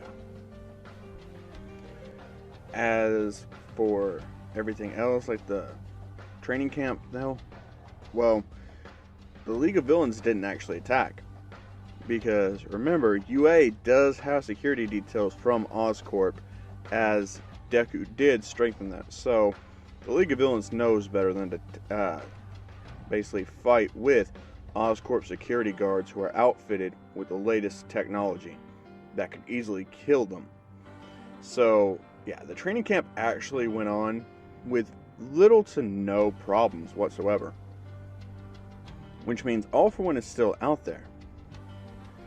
Now, we lead up to the day where Deku's given his address, as he unveils his plans for the world, as he says that every nation needs to adopt his version going forward.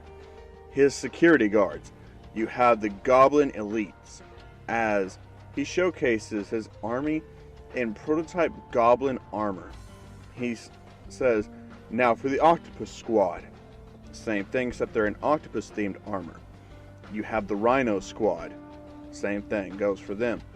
As he gets down to the Mysterio Squad. Prototype Mysterio gear. Like, they don't look exactly kind of like each and every member on the team, but at the same time, they do specialize in a different aspect. The Goblin people are the more mobile unit. They can get to places faster, end things a lot quicker. And so, that happens. Now, not every, hero actually agrees with this. Endeavor straight out just says that this shouldn't be going on. Like, the heroes need to have more faith, and the public needs to support the heroes more, especially to weed out all the bad ones. And that's where Shocker goes up there and actually publicly reveals his identity as Natsuo Todoroki. And Dabi's watching this with great interest. Like, he is watching this with great intrigue, as he says that his name is Natsuo Todoroki. And the number 2 hero, Endeavor, is a terrible man and a child abuser, as basically everything that's going on is being told from Natsuo's point of view. Natsuo tells them everything that Endeavor's ever done to them, as what he's caused his mother to go through, and he reveals that the new She-Carnage is his mother. Endeavor feels the heaviness in his heart, as he knows that Carnage was at that hospital. If he never pushed Ray to that point, then maybe Ray would never become Carnage. This is all his fault. As Endeavor's rung up on charges, but he tries to fight it, actually, because he says this is bullshit, this is not how he's going down. And that's where Natsuo steps up, as Deku would say, any hero that would resist is going to be put down, as Natsuo is fighting Endeavor, as he actually takes one good punch to the stomach and then discharges his gauntlet, blowing a hole straight through Endeavor's stomach, killing him. As Deku would say, they get put down permanently. Let Endeavor be an example to you all. As everyone looks and they say, they mean business. And so, he says that all villains will be round up and executed. We have a 0 tolerance for them now. But the ones that can be helped will be having leniency shown to them. We will give them 48 hours to turn themselves over to Oscorp, and we will help them. You have my word. And Dabi actually takes them up on that. He's there within the first 12 hours. As Dabi says, I'm here for some help. As he reveals his name as Toya Todoroki. And Natsuo's tears are actually pouring down his face, as Dabi says, you did good, little brother. You made him pay. You exposed him. You destroyed his heart, his soul, and then you killed him. Way to maximize his suffering. Except you forgot one little teeny bitty crucial tiny detail, as basically Natsuo says, what? He says, you should have killed Shoto in front of his face. That would have really hurt him. That is what would have killed him inside. And then you could have killed him again. As basically Natsuo says he doesn't want Shoto to die. As Dabi says, so weak-minded. That bastard took everything from me. He's the reason I became this. As basically, Deku says, I think you're mistaken. I know all the accounts that happened. He says, how could you? As he said, Dr. Ujiko, the man who pieced you back together. He was very talkative when I raided his hospital today with my goblin elites. We nearly killed him. He chose to come along willingly and supply me with any information that I could need. Now then, why don't you sit there and tell me everything that happened to you in great detail? As Stain would actually be the second person to come in, as Deku would actually have Stain be a general in the Goblin Commandos, the Goblin Elites. Stain would be a general in there, as he would get outfitted with new gear, as Stain would be called Red Goblin, and he would answer directly to Deku. As Stain would also receive a lot more gear, as Stain's new setup would be kind of like his old stuff, only with a goblin type mask and upgraded swords and equipment like that. But the mask wouldn't cover his mouth, so yeah. That's how Stain would look, as basically everyone is getting geared up for a raid, and All For One says that he needs a meeting with everyone. So Chisaki is invited, Redestro is invited as well, as they all agree to an alliance, as basically they get ready for war. In 1 week, the war begins. As Deku says, there's going to be a war coming in these coming days. Well, we'll see what happens. And so, they prepare. And since Toga doesn't join up with the League of Villains, neither does Spinner. So, those two would actually just go to Oscorp for overall help. Toga would get turned into a Mysterio guard, as Spinner would honestly fall underneath the Goblin Elites again, to be trained directly by Stain, the man he idolizes. And so, everything is geared up. As Mei looks and says, "You think this is enough to win the war?" Deku says, "Oh, of course it is."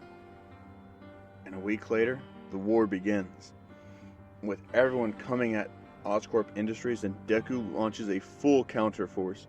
Goblin elites throughout the sky, throwing pumpkin bombs down on people, with the Rhino unit charging head into battle. And all of UA is watching this, and they're just like, how is this gonna end? And the war is throughout the entirety of Japan. People are evacuated and moved to the outskirts of Japan. Like, the entire city is getting destroyed as the fighting is going on. And they say, "Is the weapon ready?" And they say, "Yes, sir. The weapon has been reconfigured and ready." And he says, "Then let there be carnage." As basically Ray as Carnage, who is in full control after several experiments that got rid of Carnage's personality, but kept the symbiote, and Ray has full control over it, and is working alongside Natsuo and Dabi to kill all of the opponents. As with Carnage on the field, it's actually turned the tide of battle. As Deku goes up and starts fighting against All For One, and it's a brutal fight. All Might isn't even allowed to enter this fight, as he keeps battling piece after piece, just hitting each other. As Deku actually throws pumpkin bombs, and it burns him severely. And then Deku looks at his newer one. He says, "Let's give this a whirl." As he throws it out, and a steam of white burning mist comes out, and it's white phosphorus, as it spreads all throughout the units. All For One is slowly being burnt alive, as Deku throws another one that's an accelerant agent that, when mixed with the white phosphorus, creates an explosive, like literally basically 3 megaton force explosion, which kills All For One and a lot of the other villains around them. With All For One down, basically Chisaki thinks it's better to just, surrender. As he tries it, but just fucking runs over him and stomps his head into the ground.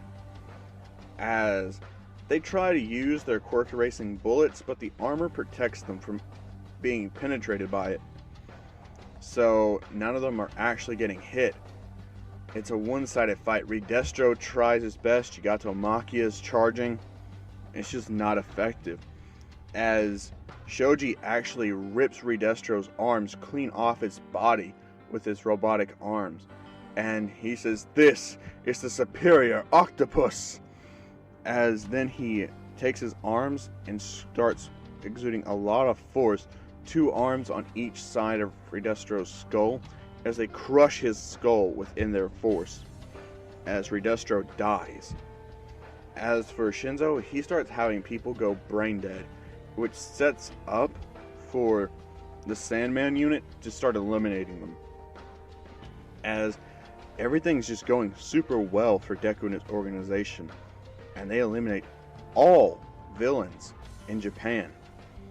They rebuild the city for people, as each government around the world is starting to adopt that. After seeing how effective he was, in one day he wiped out all of crime and let none of them get away.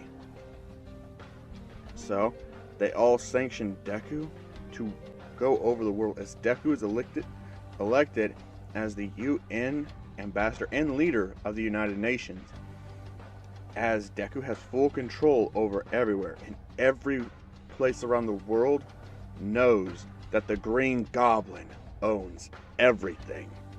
As Deku sits in his tower, he says, "This is the Goblin's rule," as he kind of just chuckles a little bit.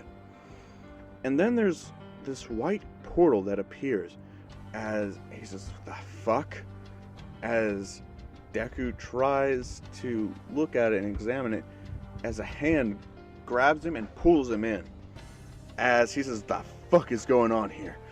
As that's when he sees other Dekus. One of them is looking at him in a two-toned mask, one side orange, the other side black, as he says, "The name's Deathstroke, and I have a proposition for you."